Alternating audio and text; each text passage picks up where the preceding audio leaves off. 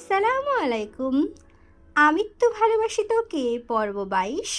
লেখনীতে সালমা চৌধুরী, ভয়েসে আমি মাম্পি চৌধুরী। মেঘের রুম থেকে বেরিয়ে আবির নিচে চলে এসে ডাইনিং টেবিলে বসেছে। মিম, মেঘ, তানভীর কেউ নেই। কেমন যেন সুস্থির পরিবেশ। মিম বা মেঘ না থাকলে আদিও যেন চুপচাপ থাকে।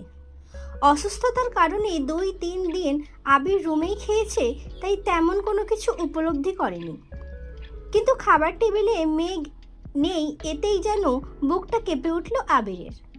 তানভীর রুম থেকে রেডি হয়ে নামতে গেলে আকলিমা খান ডেকে বললেন, তানভীর, মিমকে একটু ডেকে নিয়ে আয় তো। গত সপ্তাহেই মিম ওপরের রুমে শিফট হয়েছে, তবে এখনও মন তার নিচেই পড়ে আছে। ক্ষণে ক্ষণে ভাইকে আর মাকে দেখতে ছুটে, আবার ওপরে আসলেই মেঘের রুমে যায়, আবার নিজের নতুন রুম গোছায়।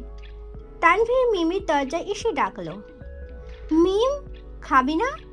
মিম জবাব দিল, আসছি ভাই। তানভীর এসে খেতে বসে কিছুক্ষণ পর মিমও এসেছে।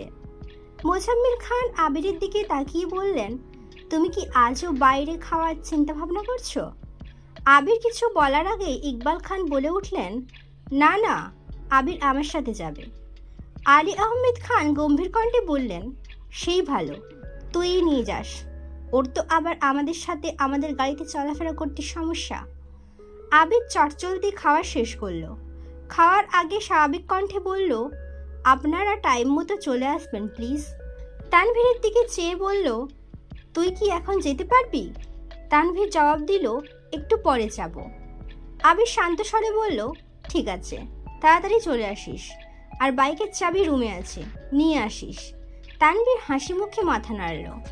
আলী আহমেদ খান, মোজাম্মেল খান, ইকবাল খান থেকে শুরু করে রাকিব, রাসেলেরও আব্বু, চাচু যারা ছিলেন তারা সকলেই এসেছেন। অফিসের কলিগদের সহ সকলকে দুপুরে খাওয়ানো হয়েছে।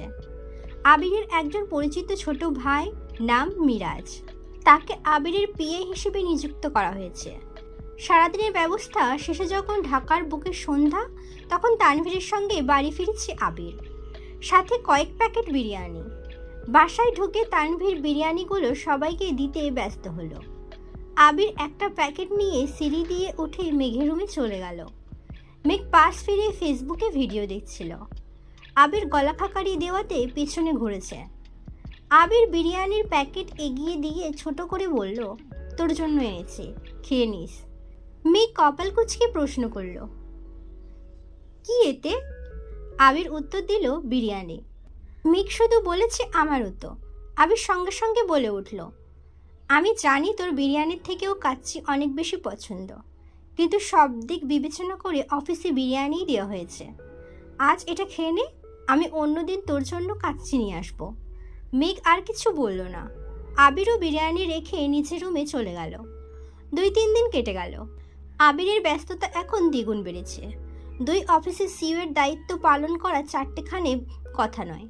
তারপরও কোনো কাজেই ফাঁকি দেয় না ছেলেটা। নিজেকে প্রতিষ্ঠিত করার ঝোঁক মাথাচাড়া দিয়ে উঠেছে।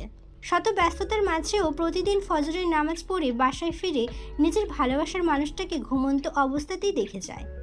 হালিমা খান ইদানিং মেঘের সাথে থাকার আবিরের সুবিধাই হয়েছে। হালিমা খান ফজরের নামাজ পড়তে নিজের রুমে চলে যান, তারপর রান্নার ব্যবস্থা করেন। এই ফাঁকে আবির মেঘকে দেখে ছাদে চলে যায়। 2-3 দিন যাবৎ বাসায় ফেরার সময় মেঘের জন্য এটা সেটা খাবার কিনে নিয়ে আসে। একদিন মেঘের জন্য চিপস কিনতে গিয়ে মহা মুশকিলে পড়ে গেল আবির। আবির দোকানদারকে বলেছে চিপস দেন।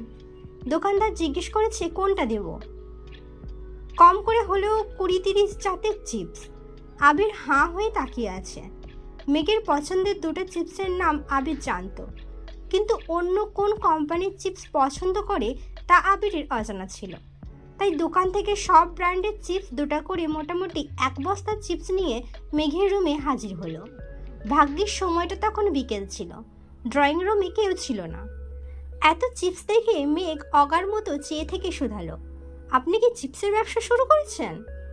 আবির স্বভাবসুলভ গম্ভীর কণ্ঠে উত্তর দিলেন, তোর পছন্দের চিপস কোনগুলো বের কর। এত চিপসের ভিড় থেকে 5টা পছন্দের চিপস বের করে বলল, এইগুলো আমার পছন্দ। আবির ভারী কণ্ঠে বলল, বাকিগুলো টেস্ট করতে পারিস, ভালো লাগবে। পছন্দের লিস্ট বাড়াবি, আর ভালো না লাগলে মিম আর আদিকে দিয়ে দিস। বৃহস্পতিবার সকালে আবির অফিসে যাওয়ার পথে মিমকে ডেকে ছাদের চাবি দিয়ে বলল, মেঘের শরীর ভালো থাকলে ওরে নিয়ে একটু ছাদে যাস। মিম চাবি নিয়ে উত্তর দিল, ঠিক আছে ভাইয়া। আবির অফিস থেকে ফেরার পথে মেঘের কোচিং আর টিউশন থেকে এই সপ্তাহের সকল নোট আর পরীক্ষার প্রশ্নগুলো এনে মেঘের রুমে টেবিলের উপর রেখে নিজের রুমে চলে গেছে। মিম আর মেঘ ছাদে ঘুরে ঘুরে ফুল গাছগুলো দেখছিল। নয়নতারা কুড়িয়ে দু বোন দুটা কানে গুজে কয়েকটা ছবিও তুলেছে, আর এটা সেটা হাজারো গল্প করছে। এক সপ্তাহে মেঘের শরীর কিছুটা সুস্থ হয়েছে, তবে মায়ের ঘন্টায় ঘন্টায় আনা খাবার খেতে হচ্ছে। আবিরও এটা সেটা নিয়ে আসে। মোজাম্মেল খান অথবা আলী আহমেদ খান রুটি, কলা, ফল নিয়ে আসে। তানভীর রাতে ফেরার সময় যা চোখের সামনে পড়ে তাই নিয়ে আসে। খেতে খেতে আর শুয়ে থাকতে থাকতে ক্লান্ত হয়ে গেছে। বেশ খানিকটা সময় ছাদে ঘোরাঘুরি করে নিচে এসে যে যার রুমে চলে গেছে। মেঘ রুমে ঢুকতেই চোখে পড়ল টেবিলের ওপর রাখা প্রশ্ন আর সিটের দিকে। এগুলো নিয়ে উল্টিয়ে পাল্টিয়ে দেখল। বুঝতে বাকি নেই যে এগুলো আবির ভাই এনেছেন। মেঘ সন্ধ্যার পরে পড়তে বসেছে। অসুস্থতার ফলে এক সপ্তাহ যাবৎ বই নিয়ে বসতেই পারছিল না মেয়েটা। কিছুক্ষণ পড়াশোনা করে আবির ভাইয়ের আনার প্রশ্নগুলো দিয়ে পরীক্ষা দিয়ে নিজের অবস্থান চেক করলো। প্রতি শুক্রবারের ন্যায় এই শুক্রবারটাও ভালোভাবেই কাটল সকলের। আবির আসরের নামাজ পড়ে করিডর দিয়ে নিজের রুমের দিকে যাচ্ছিল। হঠাৎই সামনে পড়ল মেঘ। একটা স্কাই ব্লু কালারের জামার সাথে সাদা ওড়না গলায় পেঁচিয়েছে। হাতে একটা পার্স নিয়ে খোলা চুলে বের হচ্ছে রুম থেকে। স্ট্রেট লম্বা চুলগুলোর আগা হাঁটু ছুঁই ছুঁই। আবির ক্ষুদ্র চোখে তাকিয়ে রইল অষ্টাদশীর পানে। মেঘ রুম থেকে বেরিয়েই মুখোমুখি হলো আবির ভাইয়ের। সাইড কেটে চলে যেতে চাইলে আবির প্রশ্ন করে উঠল, এভাবে চুল ছেড়ে কোথায় যাচ্ছিস? মেঘ মাথা নিচু করে ছোট করে উত্তর দিল, পার্লারে। আবির কপাল কুঁচকে শুধালো, কেন? মেঘ মাথা নিচু করে পুনরায় উত্তর দিল, চুল কাটাতে। আবির এবার তীক্ষ্ণ দৃষ্টিতে তাকিয়ে বলল, তোকে চুল কাটার অনুমতি কে দিয়েছে? মেঘ একদমে বলে ফেলল, আম্মু বলেছে আমি নাকি চুলের যত্ন নিতে পারি না, তাই কাটাতে যাচ্ছি। আবির গম্ভীর কণ্ঠে প্রশ্ন করল, মামুনি বলেছে? মেঘ উত্তর দিল, জি। আবির ভিতরে ভিতরে রাগে ফুঁসছে। কণ্ঠ দ্বিগুণ ভারী করে জানালো, চুল কাটাবি ভালো কথা, কিন্তু চুল কোমরের ওপরে যেন না ওঠে। মেঘ অন্যদিকে মুখ করে অভিমানী স্বরে বলল, আমার চুল আমি কাটাবো, কারো অভিমতের প্রয়োজন নেই। আবির দাঁতে দাঁত চেপে দীর্ঘশ্বাস ফেলে কড়া স্বরে বলল, চুল কোমরের 1 ইঞ্চি ওপরে উঠলে তোর খবর আছে। কথাটা বলা শেষ করা মাত্রই আবির দ্রুত পায়ে নিচের রুমের দিকে চলে গেল। অষ্টাদশী স্ট্যাচুর মতো দাঁড়িয়ে বিড়বিড় করে বলল, আমার চুল আমি যা ইচ্ছা তাই করব। আপনার কথা আমি কেন শুনবো? আপনি আপনার প্রিয়তমার উপর অধিকার খাটান গিয়ে, আমার উপর অধিকার খাটাতে হবে না। কথাগুলো একদমই বলে সিঁড়ি দিয়ে নেমে মায়ের রুমে চলে গেল। হালিমা খান মেয়েকে নিয়ে বাসার কাছেই একটা পরিচিত পার্লারে গিয়েছেন। হালিমা খান বলেছিলেন কাঁধের নিচ পর্যন্ত কেটে ফেলতে, কিন্তু মেঘের মন টানছে না। চুলের প্রতি যেন তার বড্ড বেশি মায়া। মায়ের কথায় চুল কাটতে রাজি হয়েছে, সেই অনেক। হালিমা খানের জোড়াজড়িতে মেঘ পিঠ পর্যন্ত চুল কাটাতে রাজি হয়েছে। পার্লারের মহিলা যখনই চুল কাটার জন্য কাঁচি হাতে নিল, তৎক্ষণাৎ মেঘের মনে পড়ে গেল আবির ভাইয়ের বলা কথাটা। মেঘ মনে মনে ভাবল, না না, আবির ভাইয়ের ওপর কোনো বিশ্বাস নাই। চুল ছোট করলে যদি ওই দিনের চেয়েও বেশি জোরে মারে, তাহলে তো আমি মরেই যাব। থাক বাবা, এই ফালতু ব্যাটার মার খেয়ে অকালে জীবন ত্যাগ করার কোনো প্রয়োজন নেই। আর কিছুদিন জীবনটা উপভোগ করে নিই। সঙ্গে সঙ্গে মেঘ চিৎকার দিয়ে উঠল। মেঘের আচমকা চিৎকারে মালিহা খান কিছুটা ভড়কে গেলেন। চিন্তিত হয়ে জিজ্ঞেস করলেন, কি হয়েছে তোর? এভাবে চিৎকার করছিস কেন? মেঘ নিরুদ্বেগ কণ্ঠে বলল, কোমর পর্যন্ত কাটবো চুল। হালিমা খান কিছুটা বিরক্ত হয়ে বললেন, কোমর পর্যন্ত কাটলে আর কি হবে, সেই তো বড়ই থাকবে।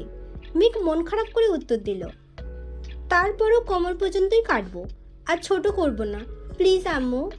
হালিমা খানও আর জোর করলেন না। মেয়ের কথা মতো কোমর পর্যন্তই কাটানো হলো।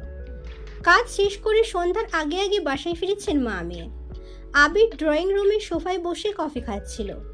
কাউকে ঢুকতে দেখে চোখ তুলে এক পলক তাকালো। মেঘকে দেখে দৃষ্টি স্থির হলো।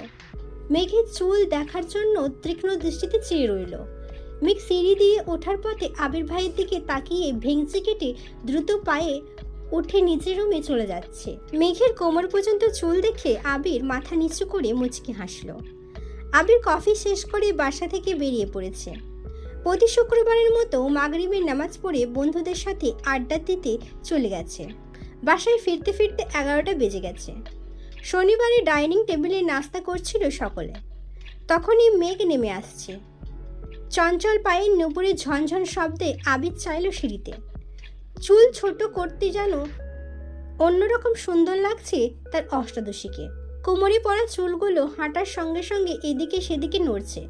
আবির সঙ্গে সঙ্গে দৃষ্টি নামিয়ে খাওয়ায় মনোযোগ দিল। মেঘ কাছাকাছি আসতেই আলী আহমেদ খান প্রশ্ন করলেন, এখন শরীর কেমন? মেঘ এক গাল হেসে উত্তর দিল, আলহামদুলিল্লাহ ভালো বড় আব্বু। তানভীর কয়েক সেকেন্ড তাকিয়ে প্রশ্ন করলো, চুল কাটাইছিস নাকি? এবার যেন সকলের দৃষ্টি মেঘের চুলের দিকে গেল। কে কিছু বলল না। মেঘ ছোট করে উত্তর দিল, হ্যাঁ। তানভীর হুট করে বলে উঠল, ভালোই করেছিস, লম্বা চুলে তোকে শেওড়া গাছের পেতনির মতো লাগতো। কথাটা বলে তৎক্ষণাৎ তানভীর জিভার কামড় দিয়ে মাথা নিচু করে ফেলল। বাড়ির সকলে যে এখানে আছে সেটা তানভীরের মনেই ছিল না। মেঘ গাল ফুলিয়ে শ্বাস ছেড়ে ভাইয়ের দিকে সূক্ষ্ম নজরে তাকিয়ে রইল। তারপর ভেঙচি কেটে চুপচাপ আবির ভাইয়ের বিপরীতে বসে নাস্তা খাওয়া শুরু করলো। মোজাম্মেল খান রাগী স্বরে বললেন, নিজের বোনকে পেতনির সাথে তুলনা করছো? বাহ। ততক্ষণে আলী আহমেদ খান খাবার শেষ করে উঠে গেছেন। ইকবাল খান হাসি মুখে বললেন, তানভীর মজা করে বলেছে, বাদ দাও তো ভাইয়া।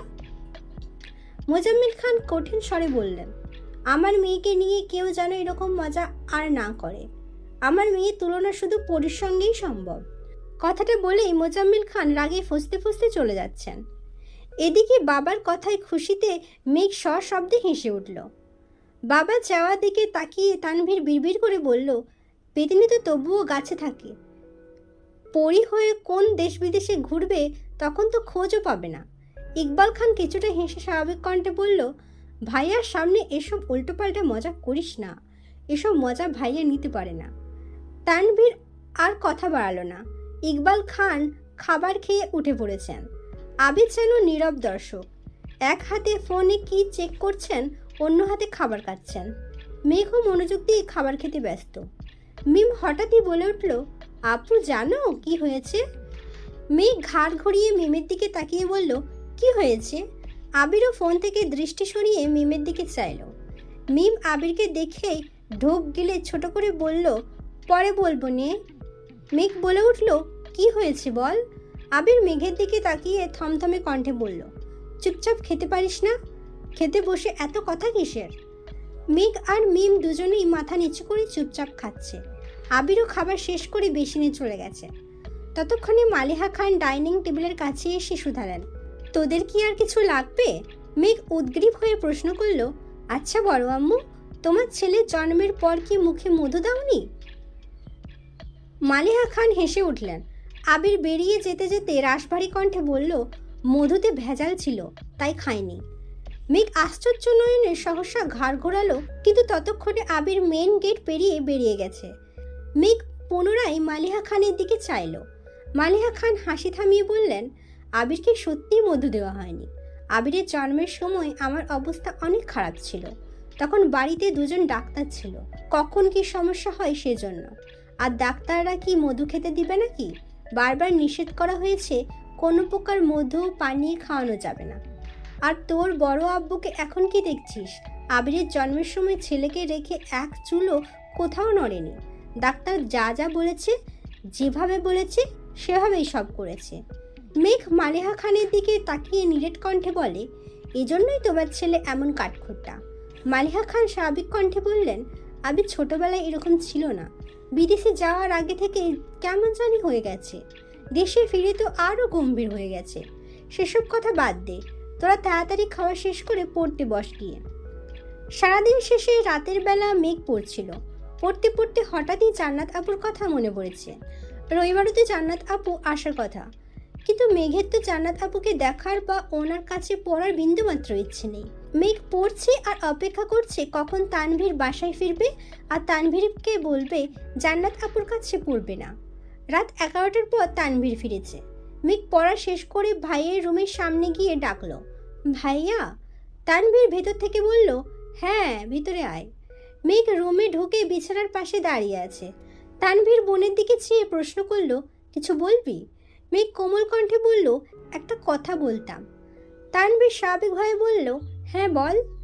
মেঘ নির্দ্বিধায় বলে ফেলল, জান্নাত আপুর কাছে আমি আর পড়ব না, তুমি ওনাকে না করে দিও। তানভীর চিন্তিত কণ্ঠে শুধালো, কেন, কোনো সমস্যা? মেঘ মাথা নিচু করে বলল, সমস্যা না, এমনি পড়ব না। তানভীর গলা খাকারি দিয়ে বলল, বনু, এটার সমাধান আমি দিতে পারবো না, তুই ভাইয়ের সাথে কথা বলিস। মেঘ বিরস কণ্ঠে বলল, তুমি তো জান্নাত আপুকে এনেছিলে, তাহলে তুমিই নিষেধ করে দিও, আমি ওনার সাথে কথা বলতে পারবো না। তানভীর এবার ঠান্ডা কণ্ঠে বলে উঠল, আমার কাছে জান্নাত আপুর নাম্বার নেই, ভাইয়ার কাছে আছে। তাছাড়া ভাইয়ার কথাই জান্নাত আপু তোকে পড়াতে আসছেন। তুই না পড়তে চাইলে ভাইয়াকে বলিস, ভাইয়া যা সিদ্ধান্ত নেবে তাই হবে। এই বিষয়ে কথা বলার অধিকার আমার নেই, তোর অন্য কথা থাকলে বল। মেঘের মনের ভেতরে সুপ্ত ক্রোধ যেন মাথায় উঠে গেছে, চোখ মুখ লাল হয়ে যাচ্ছে। আর কোনো কথা না বলে রাগে ফুঁসতে ফুঁসতে নিজের রুমে চলে গেল। এত বছরও তো তানভীরই মেঘের সকল সিদ্ধান্ত নিয়েছে, তবে আজ কেন আবির ভাইকে সিদ্ধান্ত নিতে হবে? এটা যেন কোনোভাবেই মানতে পারছে না। কিন্তু অষ্টাদশ তো জানে না, গত 7 বছর যাবৎ আবিরের সিদ্ধান্তেই তানভীর সব কিছু করেছে। সকালবেলা ঘুম থেকে উঠেই মেঘ রুমে পায়চারি করছে। আবির ভাইকে কিভাবে বলবে, কি বলবে তাই ভেবে পাচ্ছে না। আজ না আবার থাপ্পড় দিয়ে বসেন। তৎক্ষণাৎ নিজেকে নিজে সাহস দিয়ে বলে, তুই কি এত দুর্বল নাকি? দীর্ঘ সময়ের পায়চারিতে মেঘের নাকের ডগায় বিন্দু বিন্দু ঘাম জমে গেছে, যা মুক্তান্নায় চিকচিক করছে। বুকে সাহস নিয়ে অষ্টাদশী নিজের রুম থেকে বেরিয়ে করিডোর দিয়ে আবিরের রুমের দিকে পা বাড়ালো। আবির শার্টের স্লিভ ফোল্ড করতে করতে নিজের রুম থেকে বের হচ্ছিল। হঠাৎ মেঘকে দেখে সেখানেই দাঁড়িয়ে পড়ল। মেঘ এক মুহূর্তের জন্য সবকিছু ভুলে আবির ভাইয়ের দিকে নিষ্পলক তাকিয়ে রইল। ছাই রঙের একটা শার্ট ইন করে পরা, চোখে সানগ্লাস, ক্রাশ খাওয়ানো সেই লোকে দাঁড়িয়ে আছে আবির ভাই। সে তো জানে না এই সুদর্শন লোকে ছোট্ট অষ্টাদশের মনের মণিকোঠায় ব্যথা অনুভব হয়। মেঘের অভিমুখে চাইল আবির। নাকের ডগায় জমে থাকা ঘাম যেন আবিরের দৃষ্টিকে টানছে। মেঘের শান্ত অস্থির নয়ন জোড়ায় দিকে তাকিয়ে আবির মনে মনে বলে, এই চোখে শুধু আমার সর্বনাশ দেখি। মেঘের অভিব্যক্তি বদলাতে সময় লাগলো না। মাথা নিচু করে বুক ফুলিয়ে শ্বাস নিয়ে বলল, আপনার সাথে আমার কথা আছে। আবির সহসুলভ ভারী কণ্ঠে বলল, বল। মেঘ নিরেট কণ্ঠে বলল, আমি জান্নাত আপুর কাছে পড়ব না। মনের ভেতরে সুপ্ত ক্রোধটা এক নিমেষেই প্রকাশ করে ফেলল। মেঘের কথায় আবির স্বাভাবিক কণ্ঠে প্রশ্ন করল, কেন? মেঘ তপ্ত স্বরে জানালো, ইচ্ছে নেই তাই পড়ব না। আবির ভ্রু গুটিয়ে বিরক্তি নিয়ে বলল, তোর ইচ্ছে তো সব কিছু হবে না, তোকে জান্নাতের কাছেই পড়তে হবে। মেঘ আবারও ভেতরে ভেতরে রাগে ফুঁসছে, গাল দুটা রক্তবর্ণ ধারণ করেছে। অধীর রাগে মেঘের গলার স্বর ভেঙে আসে। এবার কান্না জড়িত কণ্ঠে বলে উঠল, বললাম তো আমি ওনার কাছে পড়ব না। আবির দীর্ঘশ্বাস ছেড়ে শক্ত কণ্ঠে বলল, সব বিষয় নিয়ে ফাজলামো করবি না মেঘ, তোর ভালোর জন্যই জান্নাতকে আনা হয়েছে, আমি তোর খারাপ চাই না। মেঘ সহসা বলে ফেলল, আমার ভালো মন্দ আপনাকে ভাবতে হবে না। অন্তরের ক্রোধ যেন এবার মেঘের চোখ বেয়ে গড়িয়ে পড়েছে। মেঘের বলা কথাটা আবিরের হৃদয়ে লেগেছে। আবির কণ্ঠ দ্বিগুণ ভারী করে বলল, আজ থেকে জান্নাত পড়াতে আসবে, ঠিকমতো পড়াশোনা করবেই, কোনো প্রকার নাটক করলে এর ফল ভালো হবে না। কথাটা বলে আবির মেঘকে পাশ কাটিয়ে চলে যাচ্ছিল। মেঘ মাথা নিচু করে গলার স্বর শৃঙ্গে চড়িয়ে জানালো, আমি ওনার কাছে পড়ব না, দরকার হলে আমি বড় আব্বুকে বলবো। আবিরের মেজাজ চরম লেভেলে খারাপ হলো, পায়ে রক্ত যেন মাথায় উঠে গেছে। এভাবেই দাঁড়িয়ে রাগান্বিত স্বরে হুঙ্কার দিয়ে উঠল, কি বলবি আব্বুকে? জান্নাত পড়াতে পারে না এটা বলবি? জান্নাতের আচরণ আচরণ খারাপ এটা বলবি? আর তুই যে তোর টিচারকে নিয়ে উল্টো পাল্টা ভাবিস আর বাজে কথা বলিস, এগুলো আব্বু শুনলে সেটা কি ভালো হবে? এই যে তোকে এত ভালোবাসে, এত আদর করে, থাকবে তো এই ভালোবাসা? মেঘ সহসা মাথা নিচু করে নিশ্চুপ দাঁড়িয়ে রইল। চোখ দিয়ে অঝরে পানি পড়ছে। আবির চোখ মুখ গোটালো, নিজের রাগকে সংযত করার চেষ্টা করলো। রাশভারী কণ্ঠে বলল, এই বাড়িতে থাকতে গেলে আমার মর্জিতেই তোকে চলতে হবে। কোনো রকমে কথা শেষ করে আবির নিজের মতন নিচে চলে গেল। কিছু না খেয়েই অফিসের জন্য বেরিয়ে পড়েছে। পেছন থেকে মালিহা খান, ইকবাল খান ডেকেছে, কিন্তু আবিরের যেন সেদিকে কোনো হুঁশ নেই। মেঘ করিডোরে দাঁড়িয়ে কেঁদেই যাচ্ছে। অতিরিক্ত রাগে মেঘের খুব কান্না পায়। খান বাড়ির নিয়মই যেন এটা। আলী আহমেদ খান আর মোজাম্মেল খানের আদেশ আবির আর তানভীরকে অক্ষরে অক্ষরে পালন করতে হয়। আবিরের আদেশ শাসন মেঘকে পালন করতে হয়। তানভীর শুধু মেঘকে না, মিম আর আদিকেও শাসন করে। তবে আবিরের মিম আর আদির ব্যাপারে কোনো মাথা ব্যথা নেই। আবিরের ধ্যান জ্ঞানী শুধুই মেঘ। মেঘ সকাল থেকে কিছুই খায়নি। কয়েকবার বন্যাকে কলও করেছে, কিন্তু বন্যা রিসিভ করেনি। দুপুর হয়ে গেছে, মেঘ রুমে জোরে গান চালিয়ে বালিশে মুখ গুজে শুয়ে শুয়ে কাঁদছে। হঠাৎ ফোনে কল বেজে উঠেছে। মেঘ মুখ তুলে ফোনের দিকে তাকিয়ে দেখলো বন্যা কল করেছে। মেঘ ফোন রিসিভ করতেই বন্যা বলে উঠল, কি রে, এত কল দিচ্ছিস কেন? মেঘের কান্নার শব্দ শুনে বন্যা চিন্তিত স্বরে জিজ্ঞেস করলো, কি হয়েছে বেবি, কাঁদছিস কেন? মেঘ কান্নার মাত্রা কমিয়েছে, তবে এখনো ফুপিয়ে ফুপিয়ে কেঁদেই চলেছে। ক্রোধিত কণ্ঠে মেঘ বলল, আমি এই বাড়িতে আর থাকবো না, চলে যাব বাড়ি ছেড়ে। বন্যা কোমল কণ্ঠে শুধালো, কেন, কে কি বলেছে তোকে? মেঘ কণ্ঠ দ্বিগুণ ভারী করে বলল, কেউ কিছু বলেনি। রেজাল্ট দিলে যদি পাশ করতে পারি, তাহলে তুই যেই ভার্সিটিতে আবেদন করবি সবগুলো ভার্সিটিতে আমার আবেদনটাও করবি। টাকা আমি দেব, তুই শুধু আবেদন করে দিবি। তারপর পরীক্ষার সময় একসাথে গিয়ে দুজনে পরীক্ষা দেব। বাংলাদেশের যে জায়গাতেই চান্স পাবো সেখানেই ভর্তি হব। তারপরও এই বাড়িতে আমি থাকবো না। বন্যা, সেসব পরে দেখা যাবে, আগে তুই বল হয়েছে কি? মেঘ রাগান্বিত কণ্ঠে বলা শুরু করলো, কি হয়েছে জানি না, আমি এই বাড়িতে থাকবো না, এটাই মূল কথা। একবার শুধু কোথাও চান্স পাই, দরকার হলে টিউশন পড়িয়ে আমি পড়াশোনা করব। তারপর চাকরি করে আম্মু আব্বুকে আমার কাছে নিয়ে যাব।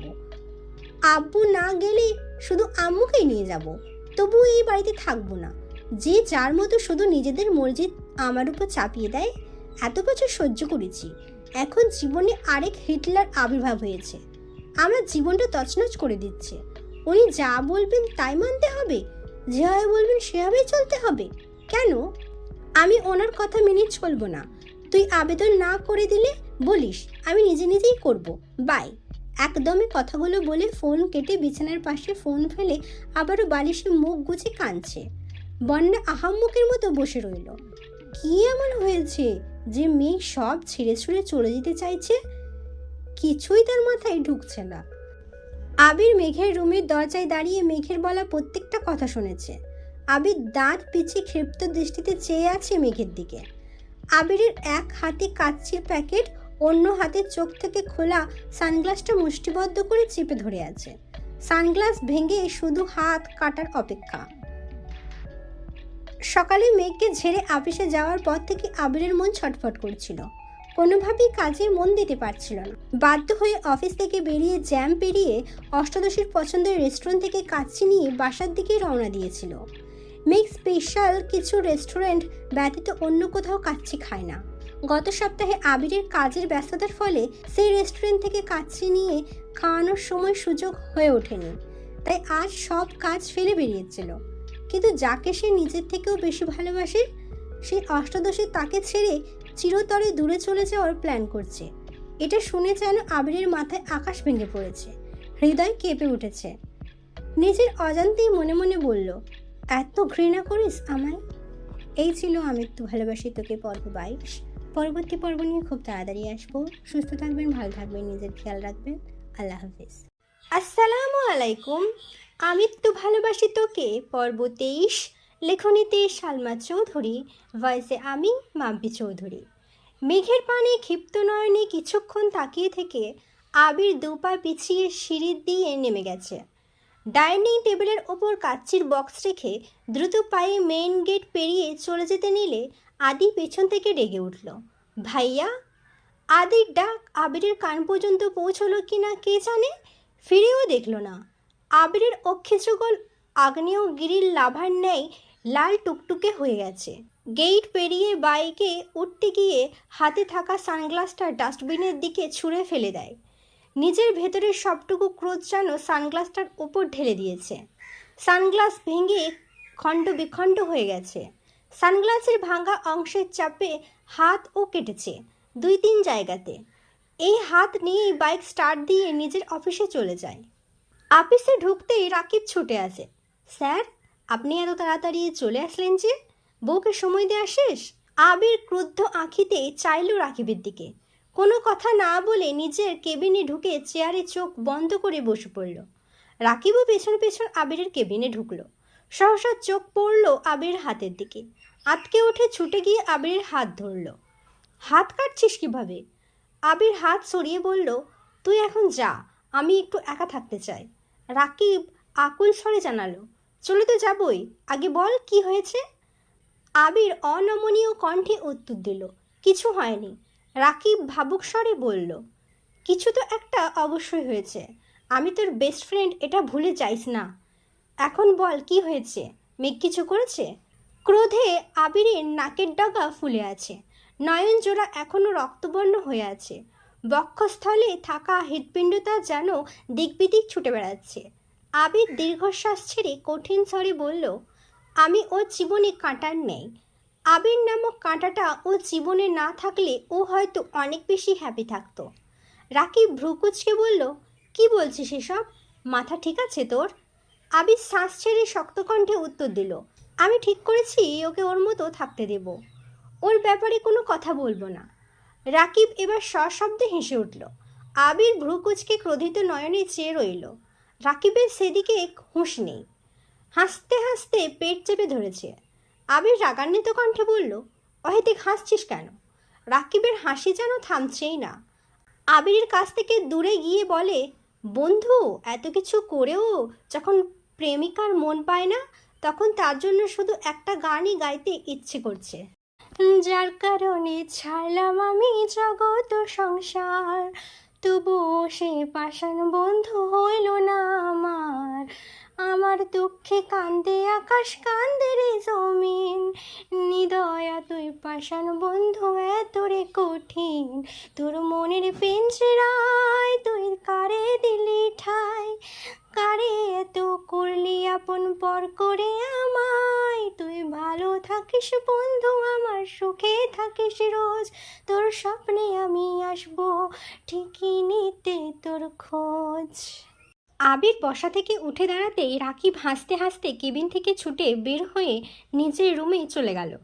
সারাদিনের ব্যস্ততায় সন্ধ্যা পেরিয়ে রাত হয়ে গেছে। অফিসের সবাই মোটামুটি চলে গেছে। রাকিবের গার্লফ্রেন্ড কলের পর কল দিচ্ছে। গার্লফ্রেন্ডের নাম রিয়া। আবির দেশ ছেড়ে যাওয়ার পর রাকিবের সঙ্গে একই ভার্সিটিতে ভর্তি হয়েছিল রিয়া।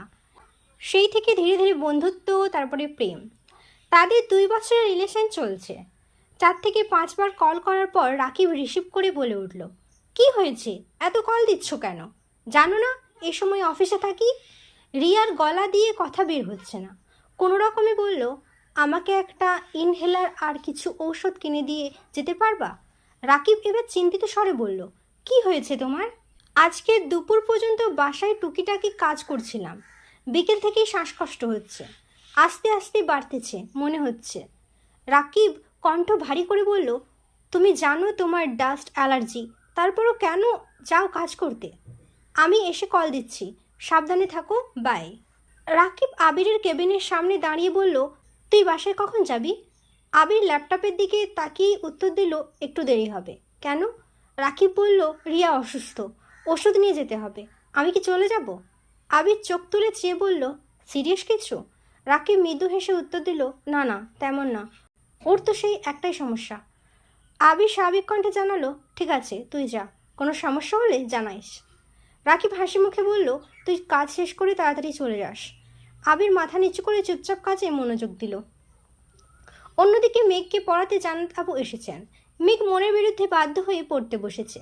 জান্নাত আপু কি পড়াচ্ছেন তাতে মেঘের কোনো মনোযোগ নেই। এক রাশ বিরক্তি নিয়ে শব্দহীনে বসে আছে। জান্নাত আপুর দিকে তাকিয়ে দেখলো একবার। খুবই সাদামাটা একটা মেয়ে, গায়ের রং ধবধবে সাদা না হলেও চেহারায় অন্যরকম সৌন্দর্য আছে। বোরখা পরা, সাথে সুন্দর করে হিজাব দিয়েছেন। মেঘ মনে মনে ভাবছে, আমি কি ওনার মতো সুন্দরী না? আমি কি আপনার ভালোবাসা পেতে পারতাম না আবির ভাই? পরদিন নাস্তার টেবিলে প্রত্যেকে উপস্থিত, শুধু আবির ব্যতীত। আদি খাওয়া শেষ হতেই আকলিমা খান বললেন, তোর ভাইয়া উঠছে কি না দেখে হয়তো। আদি দৌড়ে গেল আবিরের রুমের সামনে। আদি, মা, মিম কেউই আবিরের রুমের ভেতরে ঢুকে না, দরজা থেকে ডেকে চলে আসে। আজও আদি দরজা থেকে উঁকি দিয়ে দেখলো, কিন্তু আবির কোথাও নেই। দুবার ডেকেছেও, কিন্তু সাড়া নেই। আদি করিডর থেকে চিৎকার দিয়ে বলল, ভাইয়া তো রুমে নেই আম্মু। সবাই এবার মুখ চাওয়াচাই করছে। রুমে নেই মানে কি? সকাল থেকে তো বের হতে দেখলাম না। তানভীর গলা উঁচু করে বলল, ছাদে দেখো তো আদি। ভাইয়ের কথা মতো আদি ছাদের দিকে গেল, কিন্তু ছাদের গেটেও তালা। আদি পুনরায় তা জানালো। মালিহা খান চিন্তিত স্বরে বললেন, আবির কি রাতে ফিরেনি? মেঘ সহসা বড় আম্মুর দিকে চাইল। এই বাড়িতে ছেলেরা কখনো বাহিরে রাত কাটায় না, যত রাতই হোক বাসায় ফিরে আসে। এটাই খানবাড়ির রুলস। খুব প্রয়োজন হলে আলী আহমেদ খানের থেকে অনুমতি নিয়ে থাকতে হয়। ইকবাল খান সঙ্গে সঙ্গে ফোন বের করে আবিরকে কল দিয়েছেন। প্রথমবার রিসিভ হয়নি, দ্বিতীয়বার রিসিভ হতেই ইকবাল খান শুধালেন, কোথায় আছিস? আবির ঠান্ডা কণ্ঠে উত্তর দিল, অফিসে। ইকবাল খান, তুই বাসায় ফিরিসনি কাল? আবির, না। ইকবাল খান, কেন? আবির গম্ভীর কণ্ঠে জবাব দিল, অফিসে কাজ ছিল। ইকবাল খান তপ্ত স্বরে বললেন, ও আচ্ছা, আজ আমাদের অফিসে মিটিং আছে, আসবি না? আবির ভারী কণ্ঠে জানালো, চলে আসব, এখন রাখছি, কাজ আছে। আলী আহমেদ খান রাগে বলে উঠলেন, দুদিন হয়নি নিজের কোম্পানি খুলেছে, এখনই ব্যস্ততা দেখায়। কই, আমাদের তো রাতে অফিসে থেকে কাজ করতে হয়নি কখনো। মালিহা খানের দিকে তাকিয়ে শক্ত কণ্ঠে বললেন, ছেলেকে বুঝাও, বাইরে থাকাকালীন কি করেছে না করেছে সেসব আমার বাড়িতে চলবে না। ডাইনিং টেবিলে নিস্তব্ধতা ছেড়ে গেছে, কারো মুখে কোনো শব্দ নেই। আলী আহমেদ খান উঠে গেছেন। মালিহা খান ডাইনিংয়ে বসে ইকবাল খানকে শুধালেন, আবিরের জন্য কি খাবার দিয়ে দেব? ও তো গতকাল সকালে না খেয়ে বেরিয়েছিল, তারপর থেকে তো আর দেখিনি। আদি যতক্ষণ ডাইনিংয়ের কাছে এসে উত্তেজিত কণ্ঠে বলল, গতকাল দুপুরে ভাইয়া আসছিল, আমি ভাইয়াকে ডাকও দিয়েছি, কিন্তু ভাইয়া শুনেনি। তারপর টেবিলে কাচ্চি বিরিয়ানির বক্স দেখে আমি সেটা নিয়ে ওপরে আপুদের কাছে চলে গেছিলাম, তাই তোমাদের কাউকে জানাতে মনে নেই। আদির কথা শুনে মেঘ বিড়বিড় করে বলল, কাচ্চি বিরিয়ানি আবির ভাই আনছিল? আগে জানলে ওনার আনা খাবার খাইতাম না। নিজের ইচ্ছে মতো মারবেন, ঝাড়বেন, আবার মন চাইলে খাবার এনে খাওয়াবেন, আর আমি সব ভুলে যাব? এমন মেয়ে আমি না। ইকবাল খান বললেন, বড় ভাবি, আপনি খাবার দিয়ে দেন, আবির অফিসে আসলে খেয়ে যাবে না। রাত 10টার দিকে আবির বাসায় ফিরেছে। ততক্ষণে 3 কর্তি ব্যতীত সকলের খাওয়া শেষ। আবির ফ্রেশ হয়ে মা কাকিয়াদের সাথে খেতে বসেছে। এই যে মা, মামনি আর কাকিয়া এত এত প্রশ্ন করছে, আবির নিরাশায় সব শুনছে, কোনো উত্তর দিচ্ছে না। কোনো রকমে খাওয়া শেষ করে রুমে চলে এসেছে। সময় চলছে নিজস্ব গতিতে। মাঝখানে কেটে গেল 10 দিন। আবির আর মেঘের দেখা হলেও কেউ কারোর সাথে কথা বলে না। আবির খাবার টেবিলে একসাথে বসলেও মেঘের দিকে একবারের জন্যও তাকায় না। মেঘ ঠিকই 2-1 বার তাকিয়ে দেখে, কিন্তু আবির যেন নিজেকে শক্ত আবরণে আবৃত করে রেখেছে, বুকের ওপর পাথর চাপা দিয়ে দিন কাটাচ্ছে। আবির যতক্ষণ বাসায় থাকে ততক্ষণ নিজের রুমের দরজা বন্ধ করে রাখে। মেঘও নিজের মতো খাইতেছে, মিম আর আদির সাথে আড্ডা দিচ্ছে। জান্নাত আপু পড়িয়ে যাচ্ছে, কোচিং থাকলে কোচিংয়ে যাচ্ছে, বাসায় এসে পড়াশোনা করছে, সবই নিজের মতো চলছে।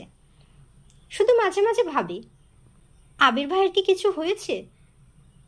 আজ মেঘের এইচএসসি রেজাল্ট পাবলিশ হবে। সকাল থেকে না খেয়ে বসে আছে মেয়েটা। আলী আহমেদ খান আর মোজাম্মেল খান অফিসে চলে গেছেন। ইকবাল খান কোনো এক দরকারে আদির স্কুলে গিয়েছেন। আবিরও সকাল সকাল অফিসের জন্য বেরিয়ে গেছে।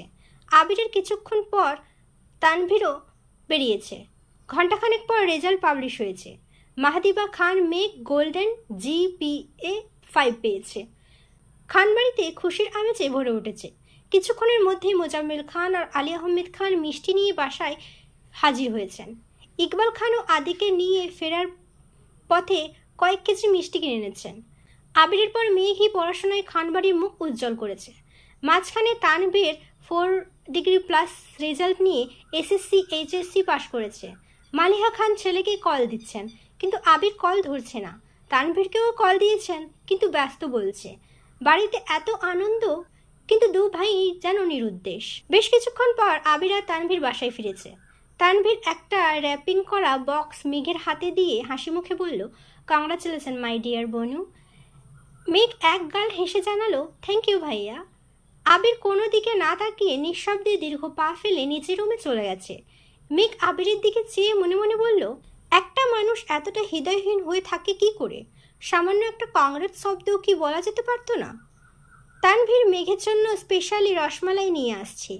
মেঘ তানভীরকে কয়েক পিস খাইয়ে বক্স নিয়ে দৌড়ে গিয়ে ডাইনিংয়ে বসে খাচ্ছে, যেন অন্য কেউ ভাগনা বসায়।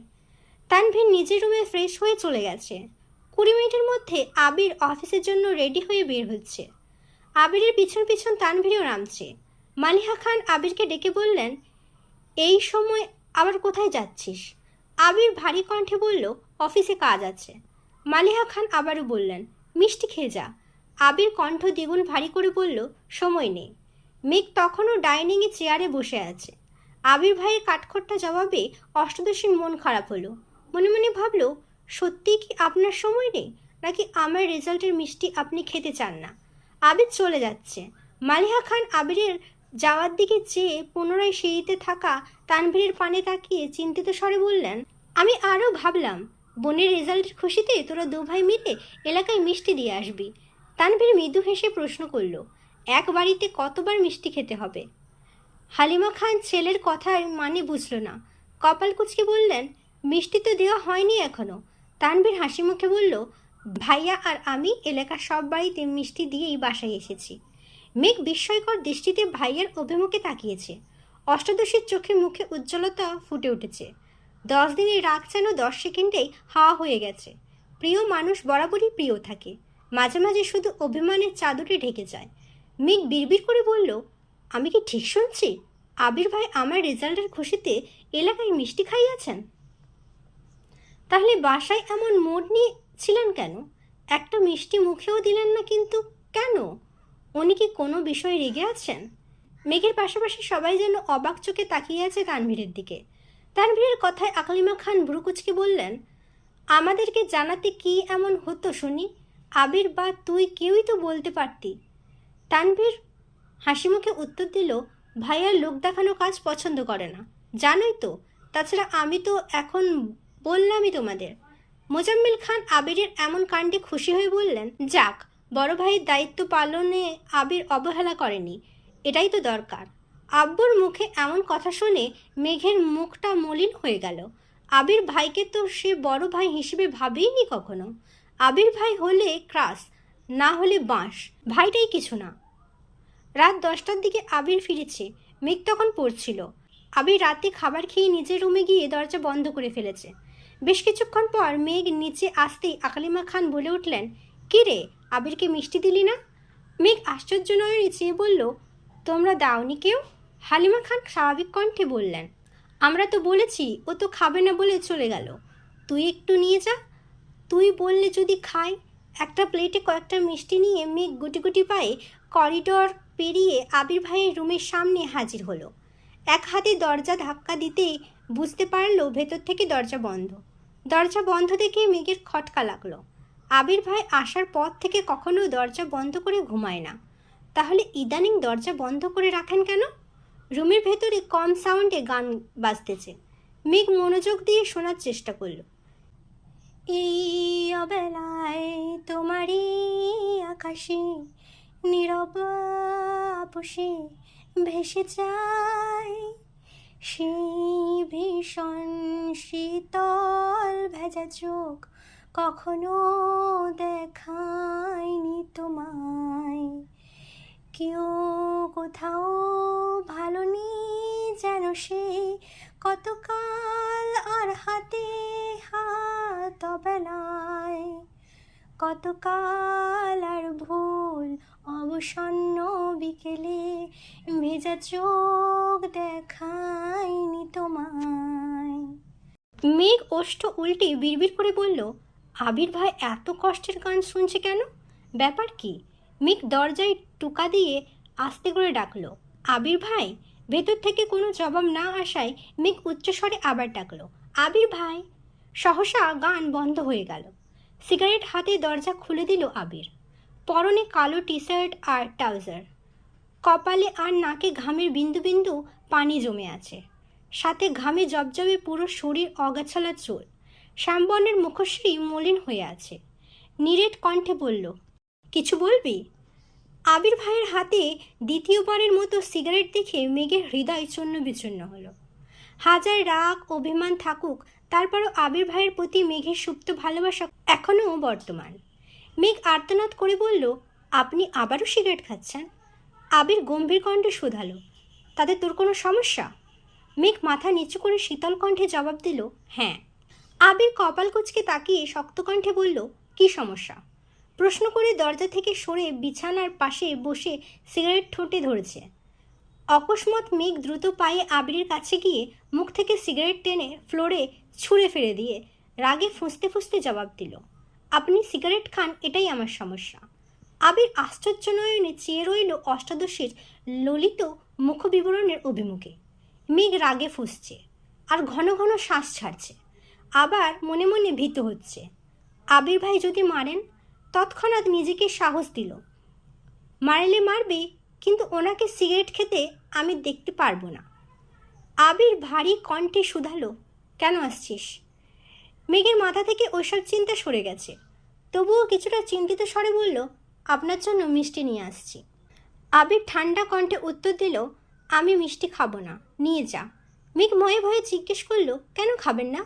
আমার রেজাল্টে কি আপনি খুশি না? আবির নিস্তব্ধ হয়ে ফ্লোরে পড়ে থাকা আধখানা সিগারেটের পানি চেয়ে আছে। মেঘ পুনরায় বলল, কিছু বলছেন না যে?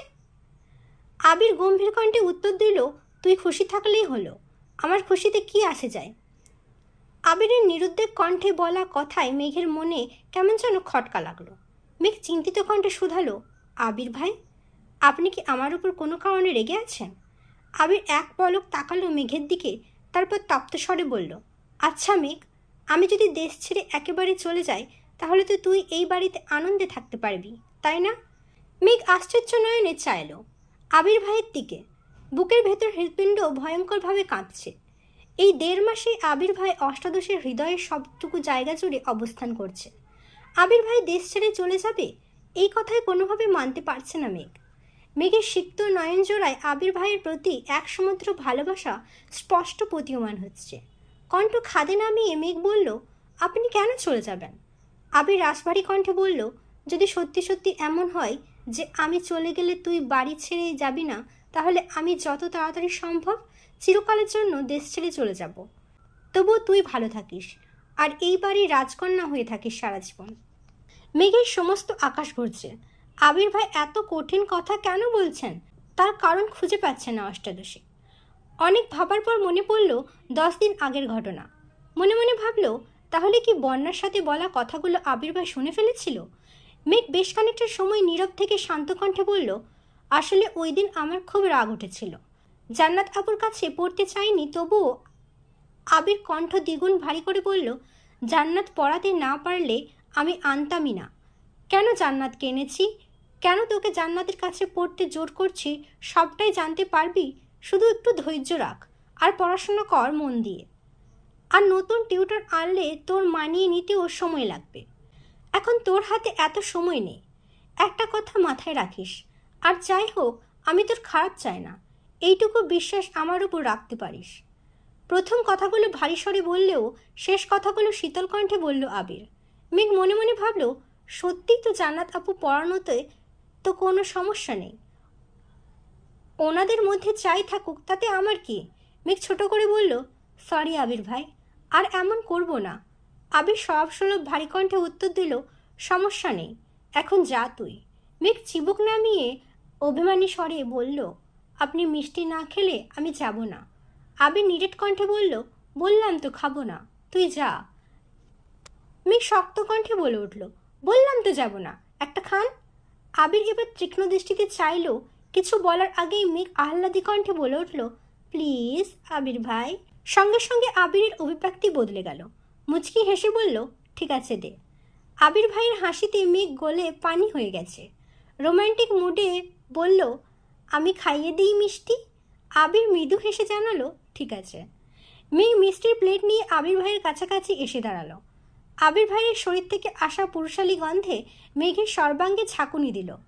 আবির ভাইয়ের কাছাকাছি এলে মেঘ নিজের অস্তিত্ব হারিয়ে ফেলে।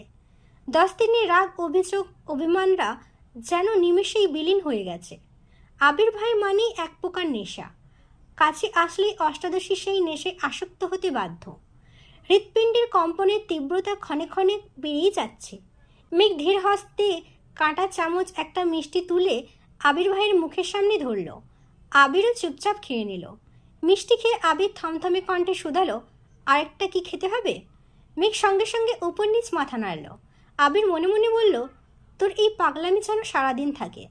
মেঘ আরেকটা মিষ্টি এগিয়ে দিল আবির ভাইয়ের মুখের কাছে। আবির দ্বিতীয় মিষ্টি শেষ করে ছোট করে বলল, বস এখানে। মেঘ সঙ্গে সঙ্গে বিছানার পাশে বসল। আবির একটা মিষ্টি কেটে অর্ধেকটা মেঘের মুখে দিল। মেঘ যেন নিজের চোখে বিশ্বাস করতে পারছে না। আবির ভাই তাকে মিষ্টি খাওয়াচ্ছে। মেঘ চুপচাপ মিষ্টিটা খেয়ে নিল। আবির দ্বিতীয়বার কিছুটা মিষ্টি মেঘের মুখের সামনে ধরে বলল, দুবার না খাওয়ালে তো তুই আবার পানিতে পড়ে যাবি, নে হাঁ কর। মেঘ মিষ্টি মুখে নিয়ে এক গাল হাসল। মিষ্টি খেয়ে মেঘ শান্ত স্বরে ডাকল, আবির ভাই। আবির দৃষ্টি মেঘের মুখ বরাবর নিয়ে সুমধুর কণ্ঠে উত্তর দিল, হুম। সেই দরদ ঢালা কণ্ঠে বলা হুমটা অষ্টাদশীর মনের ভেতর উত্তাল পাতাল ঢেউয়ের সৃষ্টি করেছে। এই হুমতে যে মিশে আছে সীমাহীন ভালোবাসা। আবিরের দৃষ্টি অষ্টাদশীর মুখমণ্ডলে ডাগর ডাগর আখিতে দীর্ঘ মনোযোগ দিয়ে চাইল।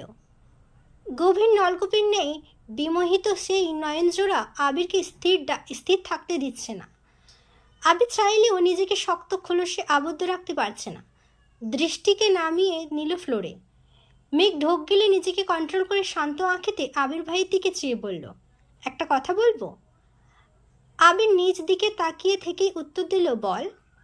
মেঘ ভীতস্বরে প্রশ্ন করল, যদি বলি আপনি আর সিগারেট খাবেন না, তাহলে কি আপনি মারবেন? আবির ঠোঁট কিছুটা প্রশস্ত হলো। দৃষ্টি তখনও ফ্লোরে মনে মনে বলল, তুই বললে হাসি মুখে জীবনটাও দিয়ে দিতে রাজি, সেখানে সিগারেট আর এমন কি? আজ এই মুহূর্ত থেকে আমি আবির সিগারেট ছাড়লাম, আর কোনোদিন ছুঁয়েও দেখব না, প্রমিস। মেঘ আস্তে করে বলল, কি হলো? আবির মেঘের দিকে আর চোখে চেয়ে বলল, ঠিক আছে, চেষ্টা করব। এতটুকুতেই মেঘ মহা খুশি। না যে করেননি সেই অনেক। মেঘ বুক ফুলিয়ে শ্বাস টেনে সাহস নিয়ে বলল, আরেকটা কথা জিজ্ঞেস করি? আবির ঠান্ডা কণ্ঠে বলল, বল। মেঘ ঢোক গেলে শীতল কণ্ঠে প্রশ্ন করল, চুল দাড়ি বড় হয়েছে, কাটান না কেন? মেঘের এমন প্রশ্নে আবির মূর্খপাত হয়ে গেল। মেঘের দিকে তীক্ষ্ণ দৃষ্টিতে চেয়ে ঠান্ডা কণ্ঠে শুধালো, কেন? এভাবে ভালো লাগে না? মেঘ মিষ্টির প্লেট হাতে নিয়ে চুপচাপ উঠে দরজা পর্যন্ত গিয়ে পেছনে তাকিয়ে বলল, আপনাকে সবভাবেই ভালো লাগে, তবে এখন আপনার ড্যাসিং লুকটা মিসিং। কথাটা বলে করিডর দিয়ে অন্তহীন ছুটে নিজের রুমে চলে গেল। আবির দরজার দিকে চেয়ে নিঃশব্দে হাসছে। এই ছিল আমিত্ব ভালোবাসি তোকে পর্ব 23। পরবর্তী পর্ব নিয়ে খুব তাড়াতাড়ি আসবো। সুস্থ থাকবেন, ভালো থাকবেন, নিজের খেয়াল রাখবেন। আল্লাহ হাফিজ। আসসালামু আলাইকুম। আমিত্ব ভালোবাসি তোকে পর্ব 24। লেখনীতে সালমা চৌধুরী, ভয়েসে আমি মাম্পি চৌধুরী। মেঘ চলে যাওয়ার পর আবির পাশ থেকে ফোন নিয়ে মেঘকে হাইড করে ফেসবুকে পোস্ট দিয়েছে, ভালোবাসি তোকে সেই পুরনো অনুভবে, এই মনের জগতে রাজকুমারী শুধু তুই। কেটে গেল আবিরের নির্ঘুম রাত। তবে এই রাত কষ্টের নয়, কাউকে মিস করার তীব্র অনুভূতি। সারা রাত ঘুমাতে দেয়নি আবিরকে। শুক্রবার 10টার পর আবির ঘুম থেকে উঠে ফ্রেশ হয়ে বেরিয়ে গেছে বাসা থেকে। ঘণ্টাখানেক পর মেঘ সোফায় বসে টিভি দেখছিল। আবির সাদা রঙের শর্ট হাতার টি শার্ট পরেছে। শক্তপোক্ত বাহুতেই টি শার্টের হাতাটা টাইট হয়ে আছে। চুল দাড়ি ছোট করে কেটে সুন্দর একটা হেয়ারস্টাইলও করেছে। চোখে সানগ্লাস দিয়ে ড্যাসিং লুকে বাসায় ঢুকছে। মেঘের চোখ দরজার দিকে পড়তেই আবির ভাইকে দেখে বিস্ময়কর চোখে তাকিয়ে অকস্মাৎ বলে উঠল, হায় মেমার যাওয়া। আবির কাছাকাছি এসে সানগ্লাস খুলে মেঘের দিকে তাকিয়ে দুবার ভ্রু নাচালো। সঙ্গে সঙ্গে মেঘ ফিক করে হাসল। হাসির দরুন মেঘের গালে থাকা বিউটি স্পটটা স্পষ্ট প্রতীয়মান হচ্ছে। আবির দৃষ্টি সরিয়ে নিজের রুমে চলে গেছে। আবির ভাইকে দেখার পর আর টিভি দেখতেও ইচ্ছে হচ্ছে না মেঘের। তারপরও কিছুক্ষণ টিভির দিকে চেয়ে রইল। কিছুক্ষণ পর উঠে রুমের দিকে যেতে নিলে আবারও আবির ভাইকে দেখতে পেল। পেস্ট রঙের একটা পাঞ্জাবি, মাথায় টুপি দিয়ে নিজের রুম থেকে বের হচ্ছে নামাজে যাওয়ার জন্য। মেঘ ঠাঁই দাঁড়িয়ে তাকিয়ে রইল আবির ভাইয়ের পানে, দৃষ্টি যেন সরছেই না। আবির মেঘের কাছাকাছি এসে মেঘের চোখের দিকে তাকিয়ে থমথমে কণ্ঠে শুধালো, এখন ভালো লাগছে তো? মেঘ ওপর নিচ মাথা নেড়ে চিবুক নামিয়ে বিড়বিড় করে বলল, ফিদা। মেঘ বিড়বিড় করে বললেও আবির শব্দটা স্পষ্ট শুনেছে। আবির মুচকি হেসে সহসা স্বাভাবিক কণ্ঠে বলল, আমার রুমে টেবিলের উপর তোর জন্য গিফট রাখা আছে, দেখিস পছন্দ হয় কি না। আবির দীর্ঘ পায়ে সিঁড়ি দিয়ে নেমে বেরিয়ে যাচ্ছে। মেইন গেট পেরিয়ে অষ্টাদশী অপলক দৃষ্টিতে তাকিয়ে আছে রাজপুত্রের গমন পথে। অধরের কোণে মৃদু হাসিটা এখনও লেগেই আছে। কয়েক মুহূর্ত পর আবিরের রুম থেকে নিজের জন্য রাখা গিফটটা নিয়ে নিজের রুমে চলে আসছে। একটা ছোট বক্স, সাথে একটা বড় বক্স, ছোট একটা চিরকুটও আছে। সংকল্প, শক্তি, সাহস এবং আত্মবিশ্বাসের সাথে জীবনের প্রতিটা চ্যালেঞ্জের মুখোমুখি হতে হবে। অনেক অনেক শুভকামনা রইল তোর জন্য। অভিনন্দন ডিয়ার স্প্যারো।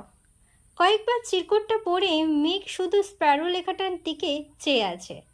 আবির ভাই যে স্পেশাল কোনো নামে মেঘকে সম্বোধন করেছেন তা দেখেই মেঘ খুশিতে আত্মহারা হয়ে গেছে। ছোট বক্সের র্যাপিং সরাতেই চোখে পড়ল লাল রঙের একটা সুন্দর বক্স। সচরাচর গোল্ডের জিনিসপত্রের ক্ষেত্রে এগুলো বেশি থাকে। বক্স খুলতেই চোখে পড়ল সুন্দর ডিজাইনের একটা গোল্ডের ব্রেসলেট। মেঘ আশ্চর্য নয়নে তাকিয়েছে ব্রেসলেটের দিকে। মেঘের সকল অপূর্ণ ইচ্ছে আবির ভাই যেন ধীরে ধীরে পূরণ করেই যাচ্ছে। আইফোন, ল্যাপটপ, নূপুর, বাইকে ঘোরা থেকে শুরু করে ছোট বড় কত কত ইচ্ছে পূরণ করতেই যেন মেঘের জীবনে আবির ভাইয়ের আগমন ঘটেছে। ব্রেসলেট হাতে নিয়ে ঘুরিয়ে ফিরিয়ে দেখছে, ফোন নিয়ে কয়েকটা ছবিও তুলেছে। তারপর বড় বক্সটা খুলতে দ্বিতীয়বারের মতো বড়সড় শখ খেল। 10 কালারে দুটো সেট করে মোট 20 ডজন কাঁচের রেশমি চুড়ি বাক্সে জলজল করছে, সাথে অনেকগুলো আংটি। মেঘ চুড়ির দিকে চেয়ে মনে মনে ভাবছে, যেই মানুষটা আমার সাথে ঠিকমতো কথাই বলেন না, উঠতে বসতে এত রাগ করেন, থাপ্পড় মারেন, উনি এসব কিছু আমার জন্য এনেছেন। যাকে এতদিন অনুভূতিহীনভাবে এসেছি, উনি আসলে এতটাও অনুভূতিহীন নয়।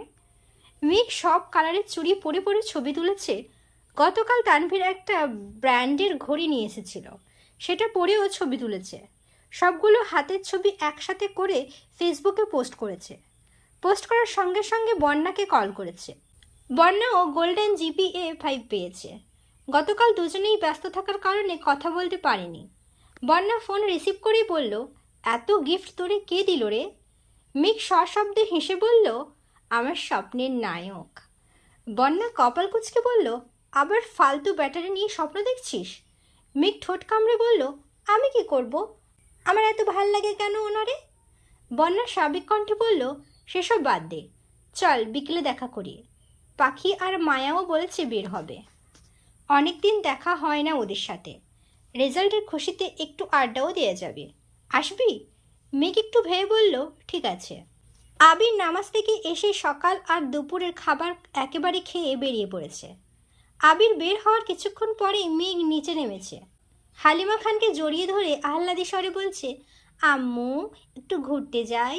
হালিমা খান মেয়ের দিকে না তাকিয়ে বললেন, আমাকে বলছিস কেন? আমি অনুমতি দেওয়ার কে? তোর ভাইরা আছে, বাপ চাচা আছে, তাদের কাছে অনুমতি নিয়ে যা। মেঘ হাসছে আর বলছে, তুমি বললেই হবে, আর কেউ তো বাসায় নেই। বন্যা, পাখি আর মায়াও আসবে। যায় না প্লিজ। হালিমা খান চিন্তিত স্বরে বললেন, যাবি যা, কিন্তু বেশি দূর যাস নে, আর ড্রাইভারকে বল দিয়ে আসতে। মেঘ ঠান্ডা কণ্ঠে বলল, গাড়ি নিয়ে বান্ধবীদের সাথে ঘুরতে যেতে আমার ভালো লাগে না, আমি রিক্সা দিয়ে চলে যাব। হালিমা খান কপাল কুঁচকে বলে উঠলেন, তুইও তো তোর ভাইদের মতোই হইতেছিস, গাড়িতে চলাচল করতে তোদের এত কি সমস্যা বুঝি না। মেঘ সশব্দে হেসে নিজের রুমের দিকে ছুটে গেল। কিছুক্ষণের মধ্যেই রেডি হয়ে নিচে নামলো। মায়ের থেকে বিদায় নিয়ে রিক্সা করে চলে গেল গন্তব্যস্থলে। ওরা তিনজন আগেই চলে এসেছে। ইচ্ছে মতো ফুচকা খেয়ে কাছেই একটা ফাঁকা মাঠে চার বান্ধবী বসেছে আড্ডা দিতে। পড়াশোনা, পরিবারের কথা শেষে প্রেমের টপিক উঠল। পাখির বিয়ে ঠিকঠাক, অ্যাডমিশন টেস্টের পরেই খালাতো ভাইয়ের সাথে বিয়ে। এদিকে মায়ারও বয়ফ্রেন্ড আছে, জগন্নাথ বিশ্ববিদ্যালয়ে পড়ে। তাই মায়া মনে প্রাণে চেষ্টা করছে যেন জগন্নাথ বিশ্ববিদ্যালয়ে চান্স পেতে পারে। ধীরে ধীরে আবির ভাইয়ের কথা উঠল। মেঘ অবলীলায় আবির ভাইয়ের প্রতি নিজের অনুভূতি প্রকাশ করল। সব কিছু শুনে মায়া অকস্মাৎ বলে উঠল, আমার কাছে একটা প্ল্যান আছে। বাকি তিনজনই একসঙ্গে বলে উঠল, কি প্ল্যান? মায়া বলল, আমাদের মধ্যে কারো ফোন থেকে তোর আবির ভাইয়ের নাম্বারে কল দে। একটু ঢং করেও কথা বলবি, দেখবি ওনার মনে কি আছে। যদি উনি কাউকে পছন্দ করেন তাহলে সেটাও প্রকাশ পাবে, সাথে ওনার ক্যারেক্টার সম্বন্ধেও ধারণা হয়ে যাবে। মেয়ে প্রথম দিকে রাজি না হলেও ওদের চাপে রাজি হলো। মায়ার নাম্বার থেকেই কল দিল আবির ভাইয়ের নাম্বারে। আবির ভাই চট্টগ্রাম থাকাকালীনই নাম্বারটা সেভ করেছিল। মেঘ কিন্তু কোনোদিন কল দেওয়ার সাহস করেনি। আজ মায়ার ফোনে আবির ভাইয়ের নাম্বারটা লেখার সময়ই মেঘের হাত কাঁপছিল। ডায়াল করলো আবির ভাইয়ের নাম্বারে। ভয়ে মেঘের হাত পা ঠান্ডা হয়ে আসছে। প্রথমবার রিসিভ হলো না। মায়া আর পাখি মেঘকে সাহস দিল। বন্যা নীরব দর্শক। সে চাই মেঘ ভালো থাকুক, সেটা আবির ভাইয়ের সাথেই হোক বা অন্য কারোর সাথে, যে মেঘকে ভালো রাখবে। দ্বিতীয়বার কল দিয়েছে। কয়েকবার রিং হওয়ার পর রিসিভ হলো। লাউডস্পিকার দিয়ে মেঘ রোম্যান্টিক মুডে ডাক দিল, জান। আবির কপাল কুঁচড়ে প্রশ্ন করল, কে? মেঘ ঢোক গিলে আহ্লাদি কণ্ঠে বলল, আমি তোমার বউ। আবির মুচকি হেসে উত্তর দিল, হ্যাঁ জান, বলো। মেঘ দাঁতে দাঁত চেপে বৃহৎ চোখে চাইল বান্ধবীদের দিকে। রাকিব ডেকে উঠল, কি রে আবির, কার সাথে কথা বলিস? আবির উত্তেজিত কণ্ঠে বলল, আমার বউ কল দিছে, ডিস্টার্ব করিস না। মেঘ সহ বাকি তিনজনই হাঁ করে চেয়ে আছে। মায়া কল মিউট করে মেঘকে কানে কানে কি বলেছে আনমিউট করে মেঘ স্বাভাবিক কণ্ঠে বলল, আই মিস ইউ জান। আবির নিঃশব্দে হেসে উত্তর দিল, আই মিস ইউ টু জান। কোথায় আছো বলো, আমি এক্ষুনি আসছি।